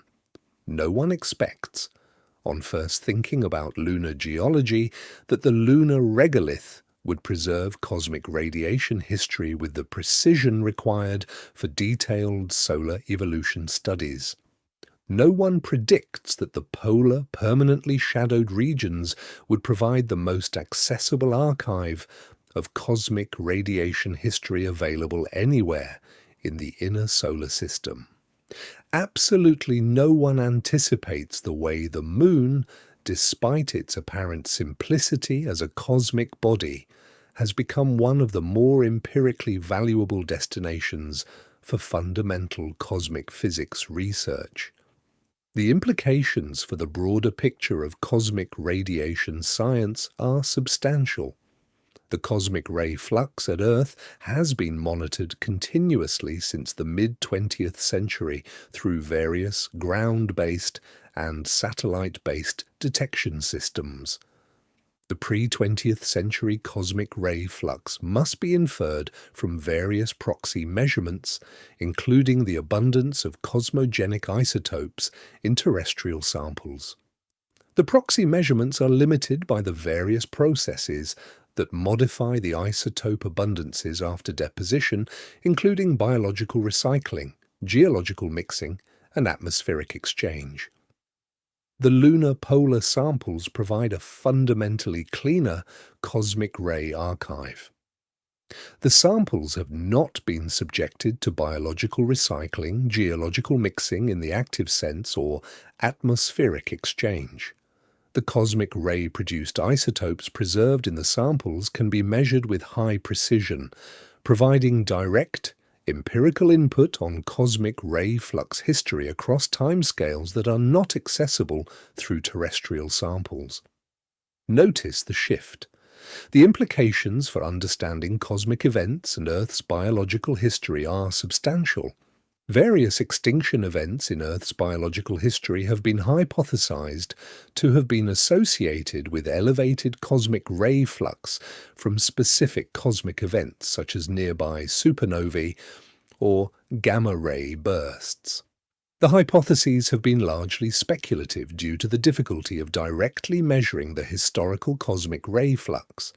The lunar polar samples will provide direct measurements that could test these hypotheses. The Artemis 3 mission will return relatively small quantities of polar regolith. The initial returns will be sufficient to establish the basic feasibility of the cosmic radiation archive science, but will not provide the depth coverage needed for detailed reconstructions of cosmic radiation history. The subsequent Artemis missions are expected to expand the returns substantially, with larger sample quantities and broader depth coverage allowing more detailed reconstructions. Notice that the lunar polar regolith is, in this sense, both a uniquely valuable scientific archive and a uniquely challenging sampling target. The samples must be retrieved with careful preservation of the original depth and positional information. The samples must be returned to Earth without contamination from the spacecraft environment. The samples must be analyzed using sophisticated laboratory techniques that can detect cosmic ray-produced isotopes at low abundances. The combination of these challenges has made the polar sample return one of the more demanding scientific operations planned for the modern lunar exploration program. Hold this image. The lunar polar regolith preserves the cosmic radiation history of approximately 4 billion years with precision and depth resolution that are not available from any other source. The preservation is enabled by the unusual gardening regime that operates at the polar, permanently shadowed regions. With the extreme cold and the absence of thermal cycling combining to retain positional information that has been erased at the equatorial regions. The Artemis 3 mission will retrieve the first samples from this archive, with the scientific return potentially substantially advancing our understanding of cosmic radiation history and its implications for various aspects of solar system evolution. Hold this image. The South Pole-Aitken Basin is the largest, deepest, and oldest impact basin in the solar system. The basin was formed approximately 4.3 billion years ago by an extremely large impact event that excavated material from the lunar mantle and deposited it at the surface. The Shackleton Crater, located near the basin rim, contains substantial fractions of SPA-derived mantle material in its regolith and surface materials. The Artemis 3 mission sampling these materials will provide the first direct lunar mantle samples ever returned to Earth from a US-led mission, with substantial implications for understanding the Moon's origin and the broader picture of inner solar system geology. The fifth thing, hidden inside Shackleton Crater, is the fingerprint of essentially every significant comet and asteroid that has hit the inner solar system over approximately the past 4 billion years. Tonight, we're going to walk into this carefully, because the Lunar Polar Volatile Inventory represents a unique archive of the cosmic delivery processes that have shaped the chemical inventory of the inner solar system. The basic situation is this. The inner solar system has been continuously bombarded by comets, asteroids, and various other small bodies throughout its history. The bombardment rate has varied substantially over cosmic time, with the highest rates occurring during the late, heavy bombardment era approximately 4 billion years ago, and the rates progressively decreasing in the subsequent cosmic epochs. The bombardment has delivered substantial quantities of volatile materials, including water, carbon compounds, nitrogen compounds, and various other substances, to the inner solar system bodies. The volatile materials delivered to Earth have largely been recycled through the geological and biological processes that have operated on Earth's surface across cosmic time. The original chemical signatures of specific delivery events have been substantially modified or erased by these processes. Earth's water inventory, for example, has been processed through cycles of evaporation, condensation, runoff, biological uptake, and various other transformations that have effectively scrambled the original chemical signatures of the various delivery sources. What becomes clear is that the lunar polar permanently shadowed regions have preserved the delivered volatile materials in a fundamentally different state.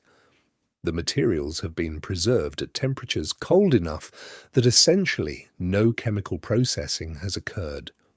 The original chemical compositions, the original isotopic ratios, the original relative abundances of different volatile species have been preserved in essentially their original states across the entire period during which they have been deposited. Quiet pause. The implication is that the Shackleton Crater Volatile Inventory is a unique archive of inner solar system delivery history. The archive contains specific information about which sources delivered which materials during which cosmic epochs. The information can be extracted through careful chemical and isotopic analysis of the returned samples, with implications for the broader picture of how the inner solar system's chemical inventory has developed across cosmic time. The specific delivery sources can be distinguished through several different chemical markers. The deuterium to hydrogen ratio, which we discussed in the context of water origins, varies between different types of cometary and asteroidal materials. The nitrogen-15 to nitrogen-14 ratio similarly varies between different sources. The relative abundances of different noble gases, including helium-3, helium-4, neon-20, neon-22, argon-36, argon-38, krypton, and xenon, provide additional discrimination between sources. The relative abundances of different organic compounds, including various amino acids and other prebiotic molecules, provide further constraints. The takeaway is that the combined chemical analysis of the Shackleton samples will provide a detailed reconstruction of the inner solar system delivery history. The reconstruction will, in particular, address several specific questions that have been the subject of substantial scientific work over the past several decades. The first question is the timing and intensity of the late, heavy bombardment. The late, heavy bombardment has been hypothesized based primarily on the impact crater record on the Moon and on other inner solar system bodies, to have been a brief and intense period of bombardment approximately 4 billion years ago. The bombardment is thought to have been triggered by gravitational rearrangements in the outer solar system, possibly involving the migration of Jupiter and Saturn. The specific timing and intensity of the bombardment, however, has been the subject of substantial debate among lunar scientists. The Shackleton samples will provide direct empirical input to this question. The water ice deposits in the deepest permanently shadowed regions are expected to contain layers corresponding to specific delivery events during the late, heavy bombardment era. The dating of these layers, combined with the analysis of the chemical compositions, will allow direct reconstruction of the delivery events with cosmic time resolution that has not previously been available. The second question is the relative contributions of different delivery sources to Earth's water inventory. We discussed this question briefly in the context of the third truth. The Shackleton samples will provide direct measurements of the chemical signatures of the various delivery sources that have contributed to the inner solar system water budget. The measurements will inform the broader question of where Earth's water came from, with implications for the conditions under which biological life eventually developed on Earth. Walk with me through one specific implication. The earliest life on Earth requires not just water, but a specific set of organic compounds, including the basic building blocks of biological molecules. The organic compounds were either synthesized on Earth from simple precursors or delivered to Earth in finished form by cometary and asteroidal impactors. The relative contributions of these two pathways has been debated for decades, with implications for the broader question of how readily life can develop on cosmic bodies with appropriate environmental conditions. The Shackleton samples will, by their detailed organic chemistry, provide direct empirical input to this question. The organic inventory of the lunar polar deposits, including the specific amino acids and other prebiotic molecules present, will indicate which delivery sources contributed which materials during the relevant cosmic epochs. The results will inform our understanding of whether the prebiotic inventory of Earth was substantially supplemented by extraterrestrial delivery or was largely synthesized from simpler precursors that were locally available. No one expects, on first thinking about cosmic delivery processes, that a single crater on the Moon would preserve the chemical record of essentially every significant delivery event in inner solar system history. No one predicts that the lunar polar volatile inventory would be one of the most informative archives of cosmic chemistry available anywhere in the inner solar system.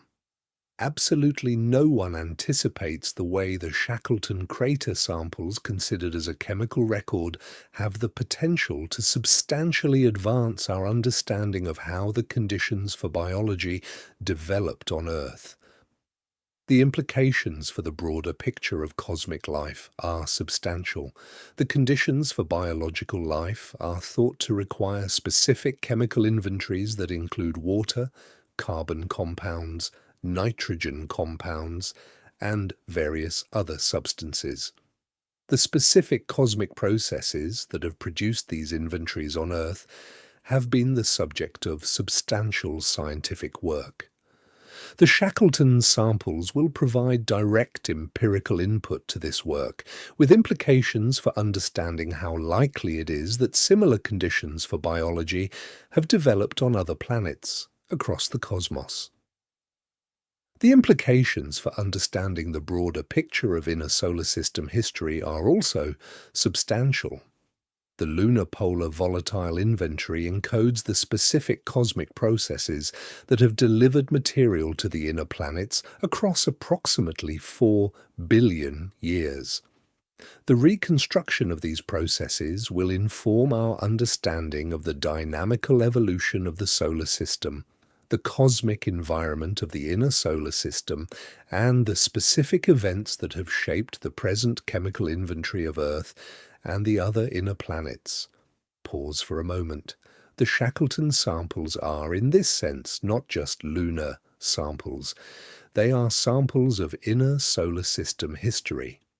The information encoded in the samples extends far beyond the local lunar context and connects directly to broader questions about how the cosmic environment of the inner solar system has shaped the conditions for the development of complex chemistry and eventually biology.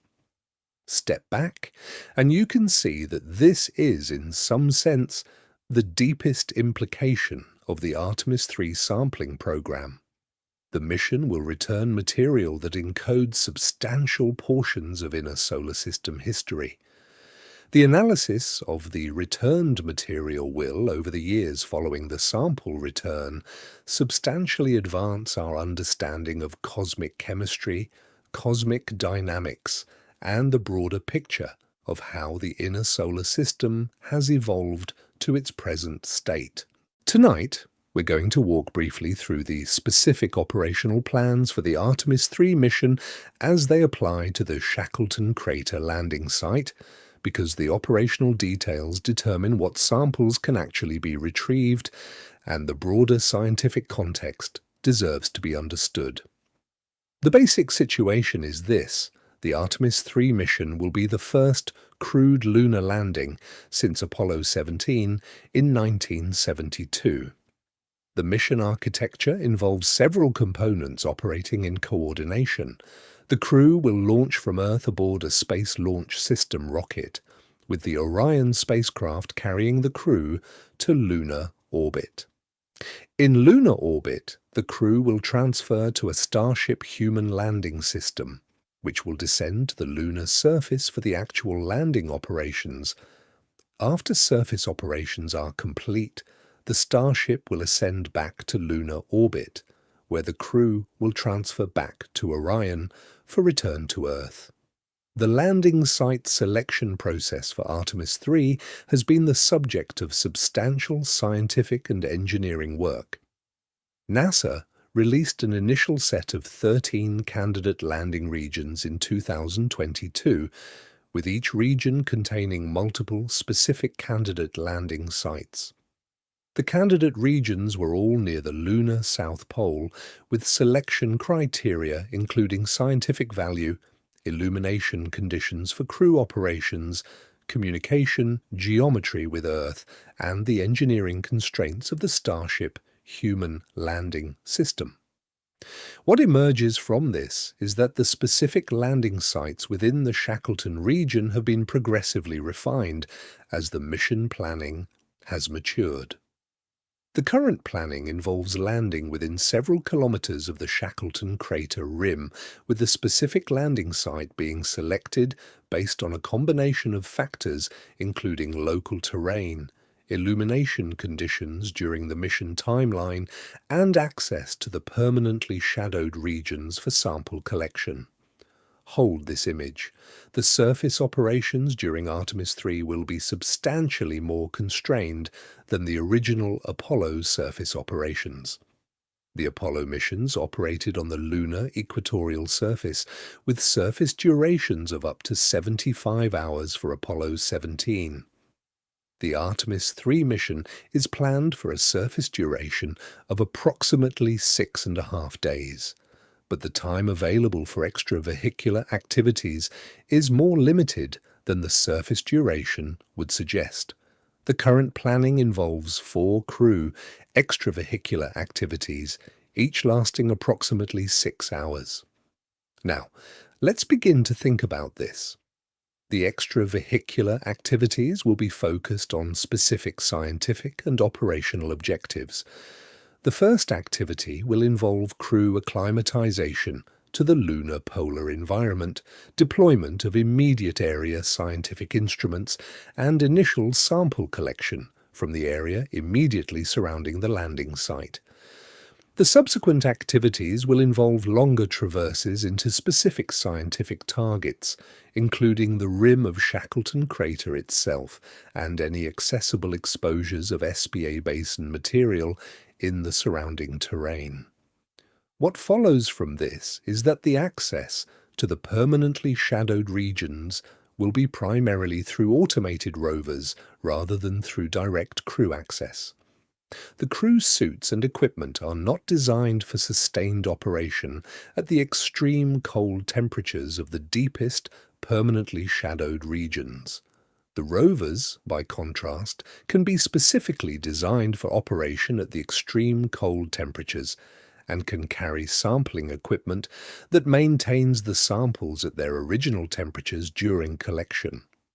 The rovers planned for the Artemis 3 mission timeline include several different vehicles being developed by various commercial and international partners. The Volatiles Investigating Polar Exploration rover, called Viper, was originally planned for a precursor mission but was cancelled in 2024 due to budget and schedule constraints. The Viper capabilities are being partially replaced by smaller automated systems being deployed as part of the commercial Lunar Payload Services program. The current planning includes multiple smaller rovers, each focused on specific tasks, with the combined capability covering the major scientific objectives. Walk with me through one specific operational detail. The sample collection from the permanently shadowed regions must be performed in such a way that the original chemical compositions of the samples are preserved. The samples must be kept at their original deposition temperatures throughout the collection, transfer, and return process. The temperature requirements are substantial, with the deepest permanently shadowed region samples requiring preservation at temperatures below approximately 40 Kelvin throughout the entire return journey. The cryogenic sample preservation technology has been the subject of substantial engineering work. The current approach involves specialized sample containers that maintain the original sample temperatures through passive thermal insulation, combined with active cooling systems. The containers are designed to operate for several months between sample collection and final delivery to laboratory facilities on Earth. The specific designs are still being refined as the mission planning matures. No one expects, on first thinking about lunar exploration, that the engineering challenges of returning cold samples would be comparable in complexity to the engineering challenges of landing humans on the lunar surface. No one predicts that the cryogenic sample preservation requirements would dominate so much of the mission planning effort. Absolutely no one anticipates the way the Shackleton Crater landing site has driven such substantial expansion of the engineering work required for the modern lunar exploration program. The implications for the broader Artemis program are substantial. The Artemis 3 mission, if successful, will establish the basic capabilities for crewed lunar polar operations. The subsequent Artemis missions currently planned through Artemis 7 or later will build on these capabilities to expand the scope of polar exploration.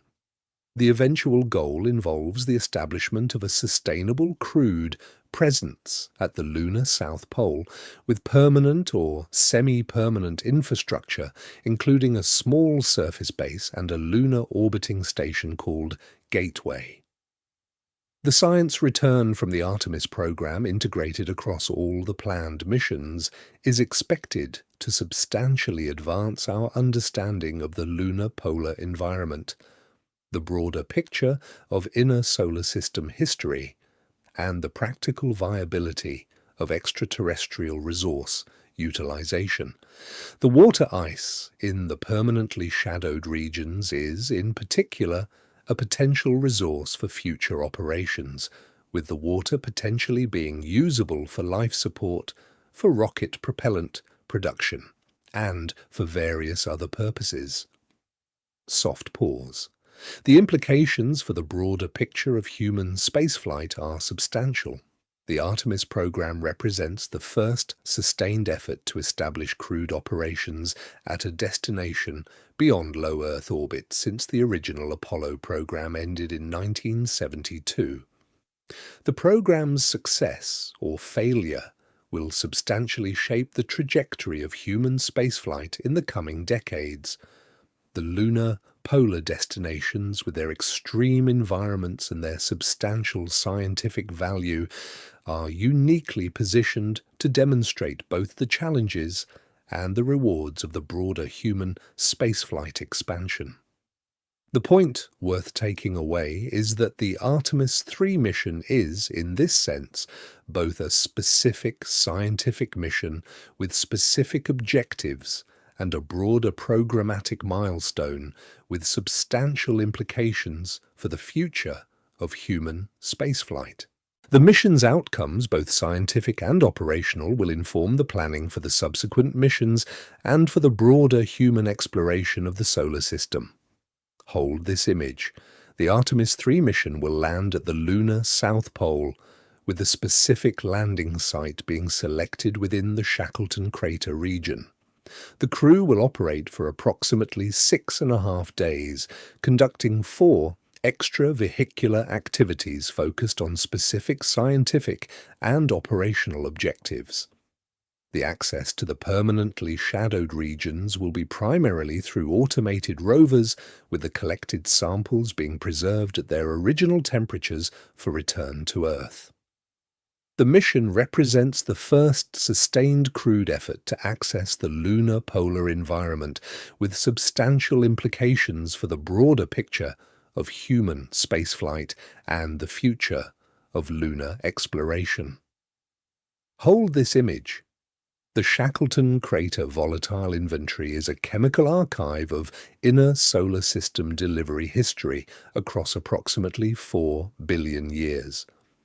The archive contains specific information about the timing, intensity, and chemical content of the various delivery events that have contributed to the present chemical inventory of the inner planets.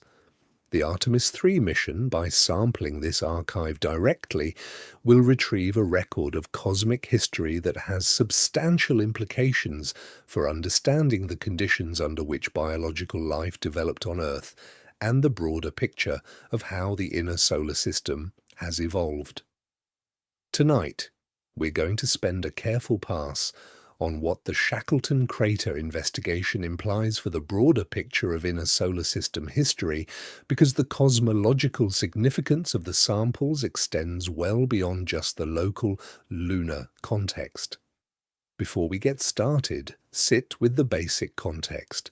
The inner solar system formed approximately 4.6 billion years ago from the protoplanetary disk that surrounded the young Sun. The formation process involved the gradual accumulation of solid material into planetesimals, the merging of planetesimals into protoplanets, and the eventual emergence of the inner planets in their current configuration. The process took approximately 100 million years for the basic planetary architecture to be established, with subsequent dynamical evolution continuing for the next several hundred million years. The early inner solar system was substantially more dynamically active than the present configuration. The orbits of the planets were initially less stable, with the gravitational interactions between the planets producing substantial orbital migrations. The asteroid belt was substantially more populated than the present configuration, with the gravitational influence of Jupiter eventually depleting most of the original asteroid population through scattering events. The cosmic environment was characterized by a substantially higher rate of impacts on the inner planet surfaces than at any later epoch. What this leaves us with is that this early dynamical phase is preserved in specific empirical archives across the inner solar system. The lunar regolith preserves the impact cratering record from approximately 4 billion years ago to the present. The terrestrial geological record preserves a more limited and substantially modified version of the same history. The asteroid and meteorite record preserves additional information about the early solar system composition and dynamics.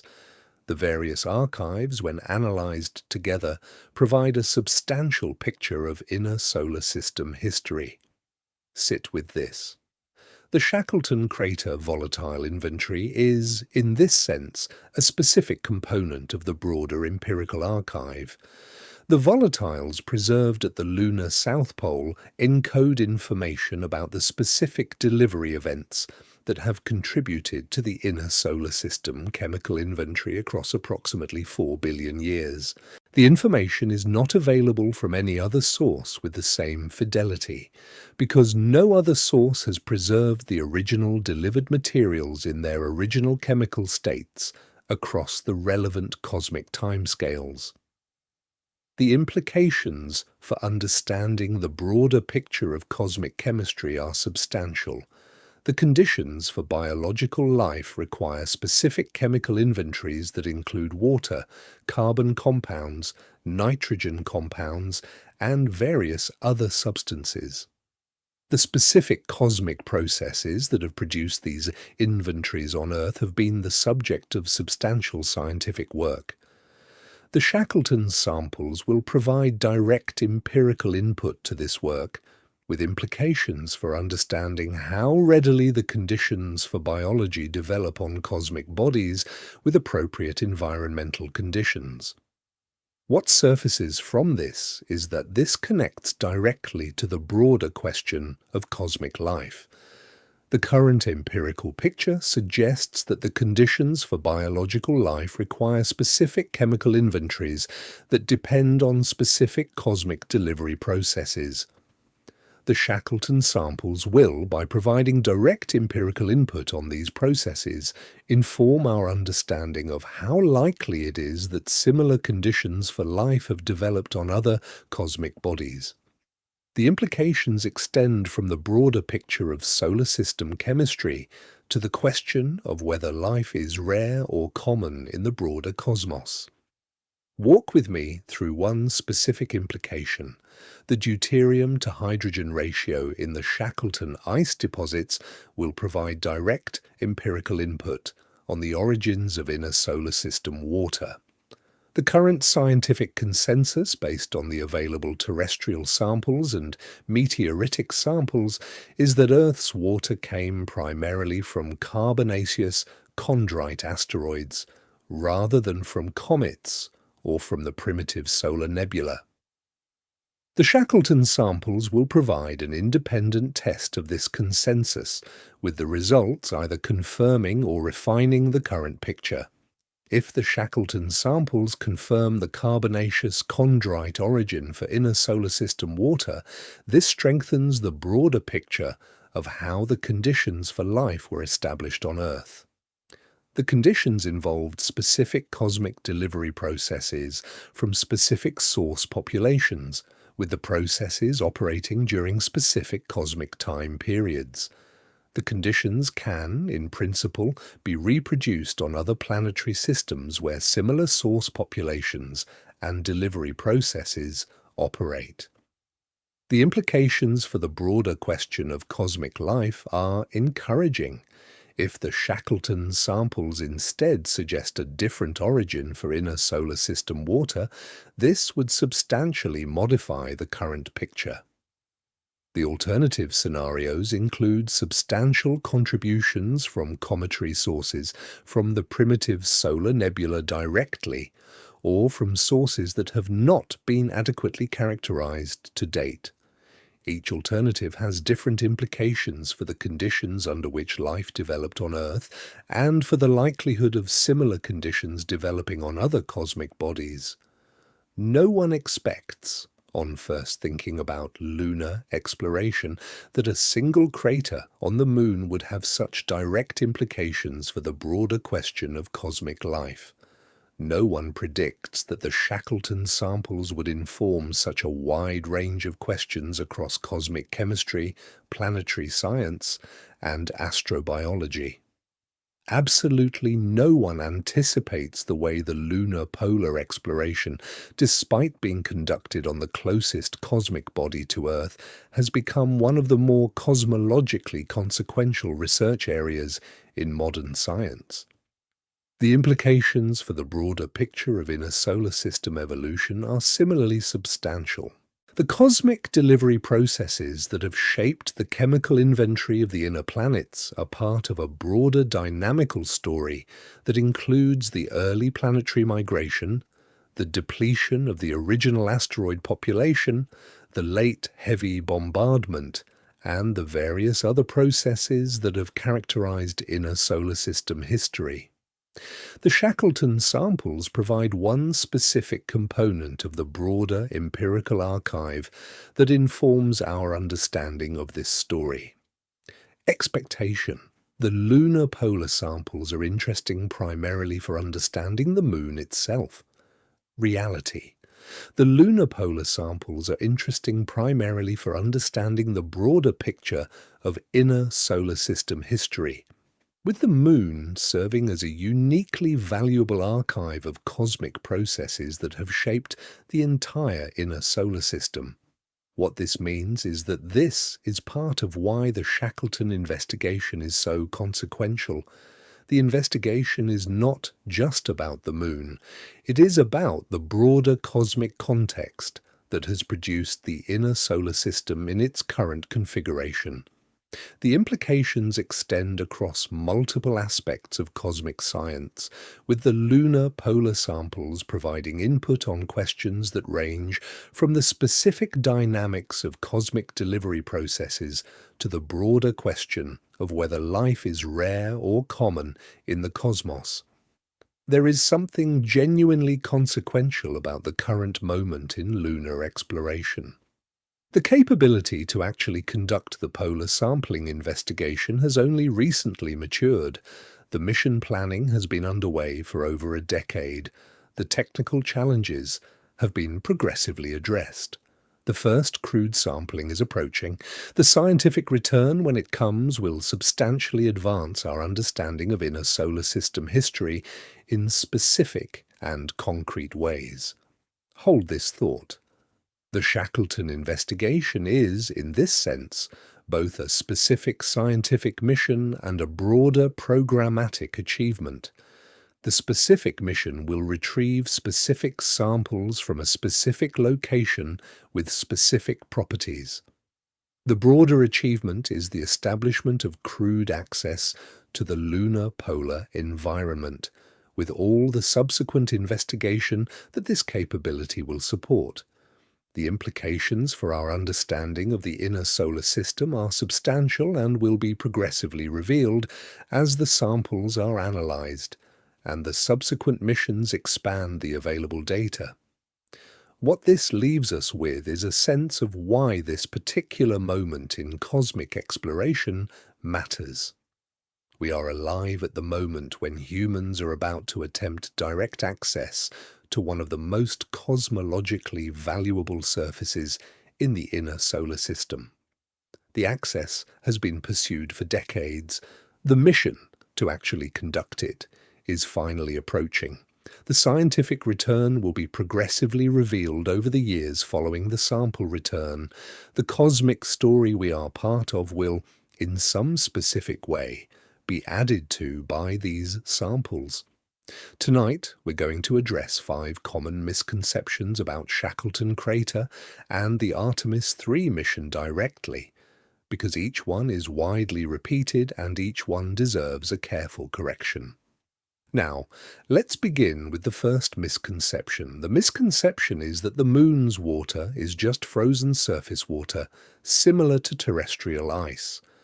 The claim sometimes appears in popular contexts that depict lunar, polar water as essentially identical to terrestrial water that has been frozen. The technical reality is more nuanced. The lunar polar volatiles include water ice, but they also include a complex mixture of various other volatile substances. The L-Cross impact plume contained hydrogen sulfide, ammonia, sulfur dioxide, methane, ethane, and various complex organic compounds in addition to water. The lunar polar deposits are, in this sense, chemically rich, rather than just frozen water. No one expects, on first hearing about lunar water, that the polar deposits would contain such a chemically diverse inventory of volatile substances. No one predicts that the lunar polar exploration would be relevant to such a wide range of cosmic chemistry questions, beyond just the question of water availability. Absolutely no one anticipates the way the popular framing of lunar water has substantially understated the actual chemical complexity of the polar volatile deposits. Before we get started on the second misconception, sit with why the first one persists. Water is intuitive and memorable. The broader chemical inventory is more technical. The popular framing has, predictably, favoured the simpler water-centric version, even though it does not fully represent the actual cosmic chemistry of the polar deposits. Now, let's begin with the second misconception. The misconception is that Artemis 3 will retrieve substantial water for use as a resource. The claim sometimes appears in popular contexts that depict the mission as primarily a resource extraction mission. The technical reality is that the Artemis 3 mission will retrieve only small quantities of polar volatile material, with the primary purpose being scientific characterization rather than resource utilization. The eventual development of lunar resource utilization is a long-term goal of the broader Artemis program, but Artemis 3 itself is a scientific reconnaissance mission rather than a resource extraction mission. What this picture tells us is that this distinction matters. The popular framing of Artemis 3 as a resource extraction mission overstates the immediate operational objectives. Expectation, the popular framing. Reality, the actual mission will return relatively small sample quantities for laboratory analysis on Earth. The resource utilization capabilities will be developed through subsequent missions as the basic scientific understanding of the polar deposits is established. The third misconception is that the Moon's South Pole is a dramatic destination similar to a cosmic adventure setting.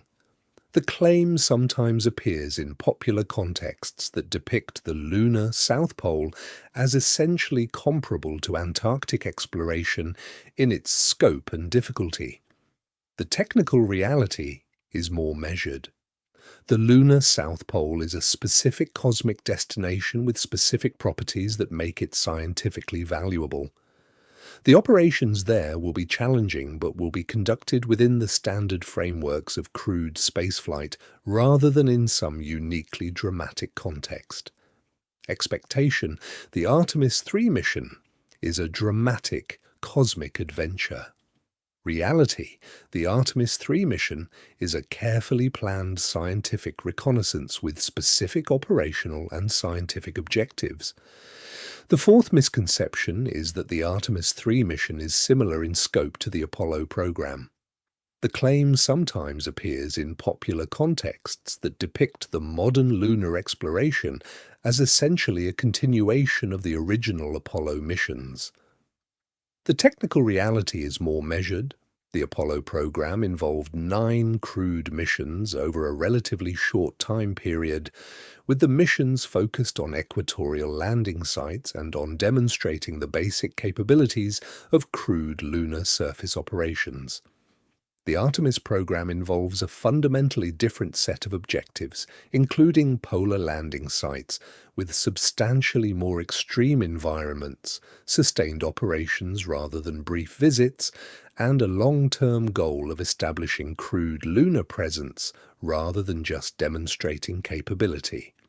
No one predicts, on first thinking about modern lunar exploration, that the contemporary missions would have such fundamentally different objectives and operational constraints than the original Apollo missions. No one expects that the modern lunar polar destinations would require such substantial development of new operational capabilities. Absolutely no one anticipates the way the Artemis program represents both a return to lunar surface activity and a substantial extension of the operational capabilities that the original Apollo program established. Slow down here. The fifth misconception is that the scientific value of the Artemis 3 mission is primarily about answering simple questions like whether there is water on the Moon. The claim sometimes appears in popular contexts that depict the mission as providing closure on basic questions that have already been substantially answered through orbital observations. The technical reality is more nuanced.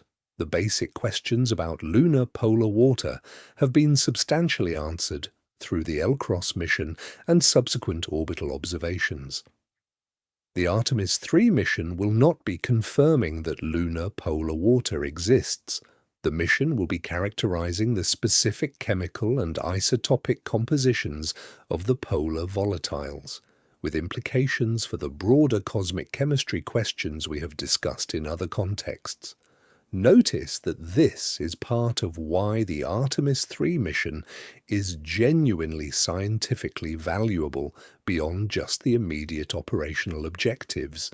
The samples will provide direct empirical input on questions that have not been answerable through orbital observations alone. The implications extend across multiple aspects of inner solar system science, with the specific scientific return depending on the detailed laboratory analysis of the returned samples. Hold this image. 5 misconceptions, each one widely repeated, each one wrong in specific ways.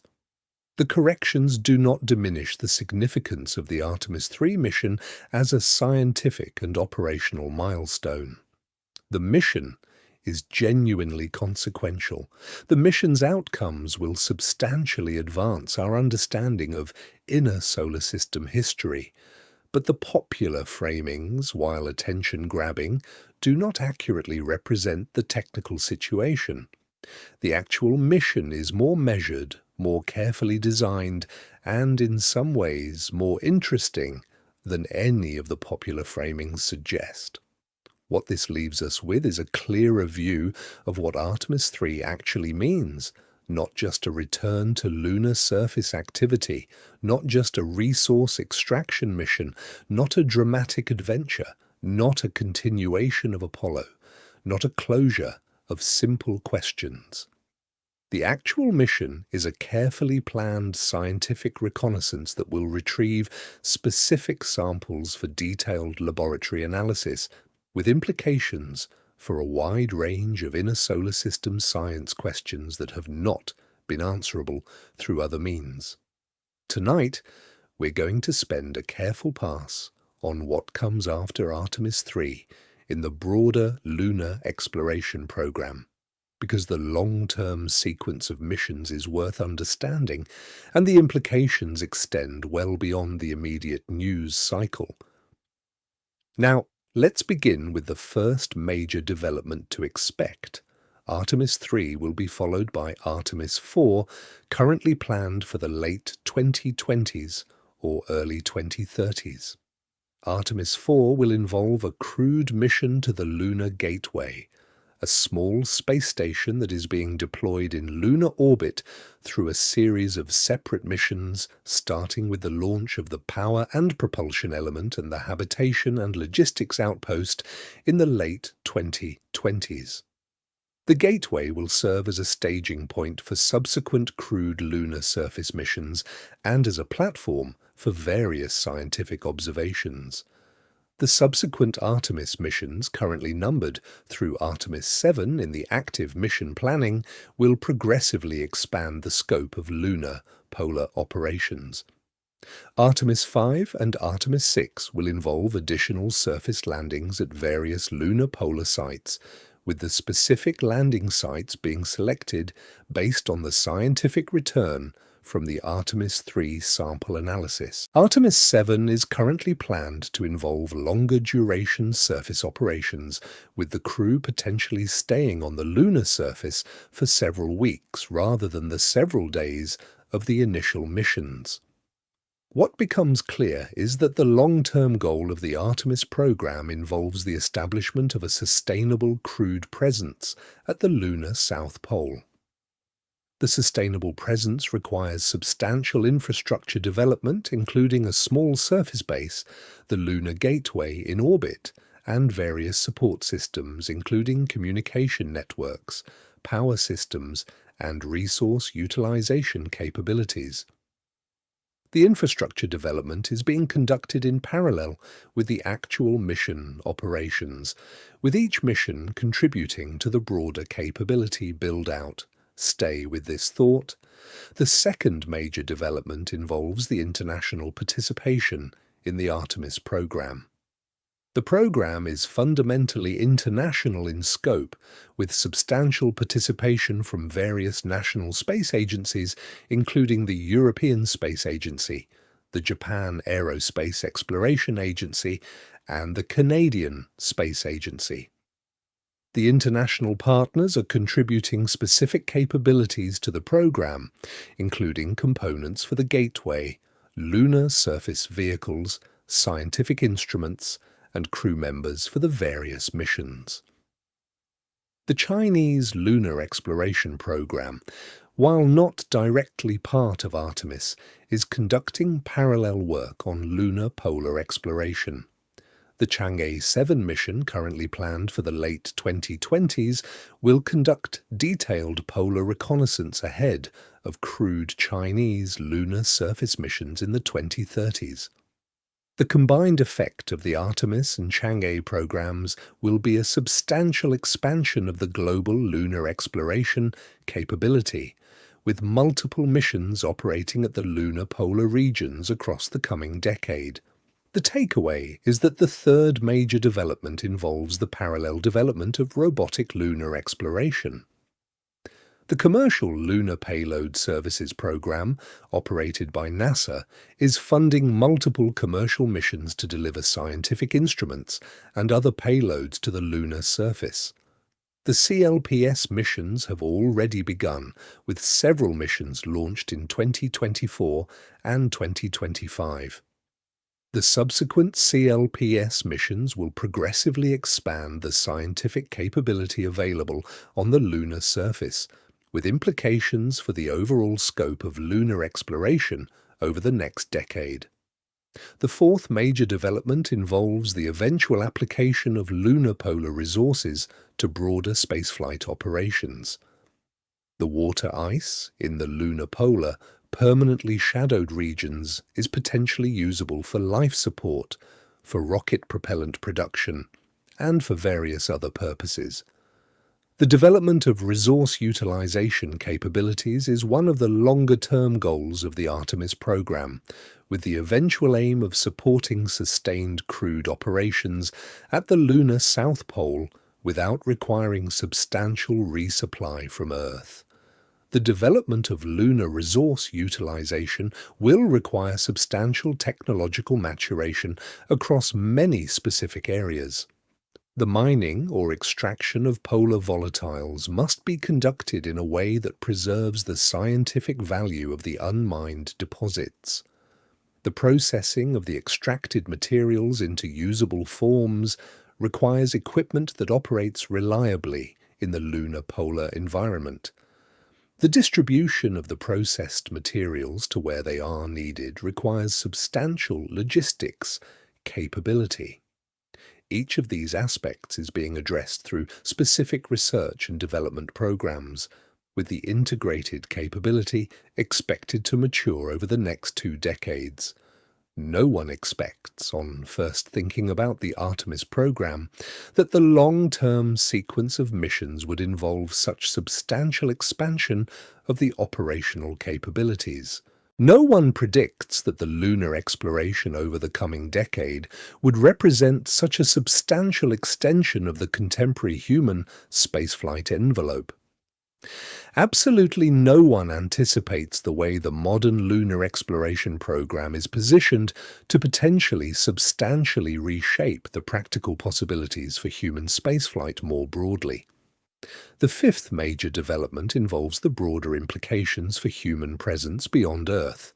The Artemis program is being conducted partially as preparation for eventual crewed missions to Mars, with the lunar polar operations providing experience and technology development that can be adapted for the more demanding Mars context.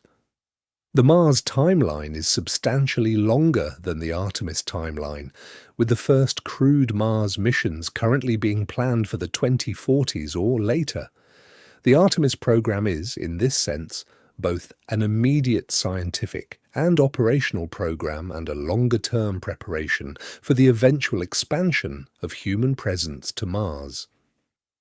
Walk with me through what this implies for the broader picture of human spaceflight. The contemporary moment in space exploration is, in this sense, a transitional period. The previous half-century of crewed spaceflight has been focused on low Earth orbit operations, with the International Space Station representing the dominant sustained crewed activity since the year 2000. The Artemis program represents a substantial shift away from this low Earth orbit focus, with the lunar polar destinations being the first sustained crewed destinations beyond low Earth orbit since the original Apollo program ended in 1972. The transition has substantial implications for the broader picture of how humans relate to space. The previous era treated space primarily as a place to visit for specific scientific or operational purposes, with the bulk of human activity remaining on Earth. The emerging era is beginning to treat space as a place for sustained human presence, with the broader implications for human civilization being progressively worked out as the actual operations expand. Linger here.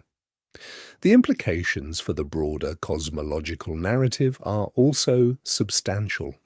The human species, in its broader cosmic context, has been confined to Earth for essentially its entire history. The emergence of sustained extraterrestrial presence, beginning with the lunar polar destinations in the coming decade, represents a substantial expansion of this cosmic context. The cosmic story of the human species is, in this sense, being added to in real time by the lunar exploration program and its expected continuation into the broader solar system. Step back, and you can see that this is part of why the current moment in lunar exploration matters beyond just the specific scientific objectives. The Artemis 3 mission is both a specific scientific reconnaissance and a broader programmatic milestone. The mission's outcomes will inform both the specific lunar science and the broader trajectory of human presence beyond Earth. We are alive at a moment when this trajectory is being substantially redirected, with the cosmic implications being progressively worked out as the actual missions are conducted. Hold this image. The Artemis 3 mission is the first in a planned sequence of missions that will progressively expand the scope of crewed lunar polar operations across the coming decade. The sequence includes additional crewed surface missions, the Lunar Gateway in orbit, international participation, parallel robotic exploration, and the eventual development of lunar resource utilization capabilities. The broader implications extend to the preparation for eventual crewed Mars missions and to the cosmic context of human civilization more generally. The current moment is, in this sense, a transitional period whose outcomes will substantially shape the broader trajectory of human spaceflight in the coming decades. For the rest of the night, sit with Shackleton Crater. It is out there now, not in a future cosmic epoch, not in some unreachable region of the deep cosmos.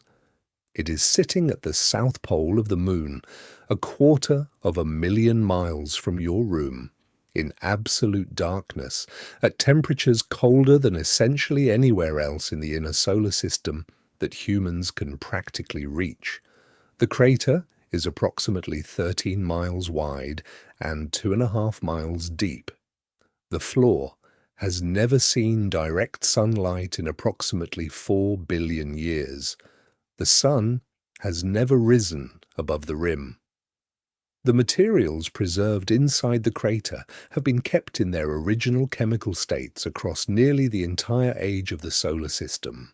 The 5 things hidden inside the crater are real. The water ice from the late heavy bombardment era is there. The solar wind and cosmic ray record across 4 billion years is there. The temperature of 25 Kelvin colder than the surface of Pluto is there. The mantle material exposed by the South Pole-Aitken Basin impact is there. The chemical fingerprint of every significant cosmic delivery event in the inner solar system history is there. NASA has selected this crater as the landing site for Artemis 3, the first crewed lunar surface mission in over 50 years. The crew has been announced, the mission planning is proceeding. The technical challenges are substantial but are being addressed. The expected landing date is in the late 2020s. The scientific return, if the mission proceeds as planned, will substantially advance our understanding of inner solar system history and the cosmic conditions that produced the configuration we observe today. Picture, for a moment, what the actual landing will look like. The Starship human landing system will descend from lunar orbit toward the Shackleton Rim. The astronauts will see through the spacecraft windows the lunar polar landscape in a thermal regime that no human has ever directly experienced. The rim of Shackleton Crater is in near-permanent sunlight, with the sun grazing low across the surface and producing extraordinarily long shadows. The interior of the crater, only a few hundred meters away from the landing site, is in absolute darkness, with temperatures cold enough to preserve materials in their original chemical states for billions of years. The astronauts will deploy specialized rovers to traverse from the rim into the permanently shadowed regions. The rovers will collect samples of the regolith, of the surface ice deposits, and of the volatile rich materials that have been preserved in the cold. The samples will be returned to the astronauts at the rim for analysis and for packaging for return to Earth. The return samples will be analyzed by laboratories around the world over the following years, with the results substantially advancing our understanding of inner solar system history. Slowly, the camera in your imagination drifts outward. It leaves the room where you are sitting. It rises above the building, above the city, above the planet. It travels outward through the upper atmosphere and into space. It approaches the Moon, the small grey world that orbits Earth at a distance of approximately 240,000 miles. The Moon grows in the field, becoming visible in detail. The lunar surface, illuminated by the sun, shows the familiar pattern of dark Maria and bright highlands. The terminator, the line dividing the lunar day from the lunar night, sweeps across the surface as the Moon rotates. The camera approaches the lunar South Pole. The pole is a region of extreme thermal contrast. The rims of the polar craters, including Shackleton, are in near-permanent sunlight. The interiors of the craters are in absolute darkness, with the contrast between rim and interior being more extreme than anywhere else on the lunar surface. The camera approaches Shackleton specifically. The crater appears as a roughly circular feature, with the rim catching the low-angle sunlight and the interior being completely black against the rest of the lunar surface. The camera descends toward the crater rim. The landing site for Artemis 3 becomes visible, a relatively flat area on the rim where the Starship human landing system will eventually touch down. The camera passes over the rim and into the interior of the crater. The interior is essentially black, with only the very limited indirect illumination from scattered light from the rim providing any visible light contrast. The temperature drops rapidly as the camera descends into the crater. The materials preserved on the crater floor, including the water ice deposits and the volatile rich regolith, are in essentially the same configuration as they have been for billions of years. The camera observes the preserved materials briefly, recognizing that what it is seeing is one of the most scientifically valuable surfaces in the entire inner solar system. The materials will not be directly accessed by human astronauts during the Artemis 3 mission. They will be accessed by automated rovers, with the collected samples being returned to the astronauts at the rim for processing. But the materials are there, in their original states, waiting for the first human-led sampling mission to retrieve them. The camera turns around and begins the long drift back, up through the crater interior, past the rim, across the lunar polar surface, above the lunar landscape, back through the cislunar space toward Earth, through the upper atmosphere, above the city, into the room, to the foot of the bed. You are still here. The version of you in this room, on this night, is alive at the moment when humans are about to attempt the first crude sampling of one of the most scientifically valuable surfaces in the inner solar system. The Artemis 3 mission has not yet flown. The sample return has not yet occurred. The detailed laboratory analysis has not yet been performed. But the preparations are well underway, and the expected scientific return is substantial. What this means for how you experience the cosmos tonight is subtle. The moon outside your window, if it is visible from your location, contains the same Shackleton Crater that we have been walking through tonight. The crater is out there, in the lunar South Pole, preserving its scientific archive in absolute darkness and extreme cold. The materials inside the crater have been there for approximately 4 billion years. They will continue to be there until the Artemis missions retrieve them. The cosmic record they encode is, in some sense, waiting. There is something quietly meaningful about being alive at this particular moment. The lunar South Pole has been on the list of high-priority scientific destinations for decades. The technical capability to actually access the permanently shadowed regions has only recently matured. The first crewed mission to attempt sampling is in the active planning phase right now.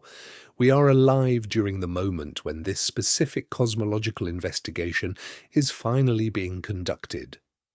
The samples, when they return, will be available to all of humanity through the standard scientific publication processes. There is no need to hold all of this in your mind. The 5 truths will keep their shape, whether you remember the details or not. The Shackleton Crater materials will continue to be preserved in their original states regardless of whether anyone observes them. The Artemis 3 mission will proceed according to the standard NASA processes. The samples, when they return, will be analyzed by laboratories around the world. The results will be published over the following years, substantially advancing our understanding of inner solar system history. The cosmos that contains your sleeping body is a cosmos that contains, on its closest, large neighbor, a small dark crater at the South Pole that preserves the chemical record of approximately 4 billion years of solar system history. The crater has been waiting. The mission to access it is approaching. The cosmic story will, in some specific way, be added to by the samples that come back. We are alive at the moment when this particular addition is being prepared. Sleep can come whenever it wants now. The story has done its work. Shackleton Crater is out there in the lunar South Pole, preserving its archive in darkness and cold. The cosmos is what it is. The mission to access the archive is approaching. Sleep well tonight, and tomorrow we will continue to explore the deepest mysteries of the cosmos together.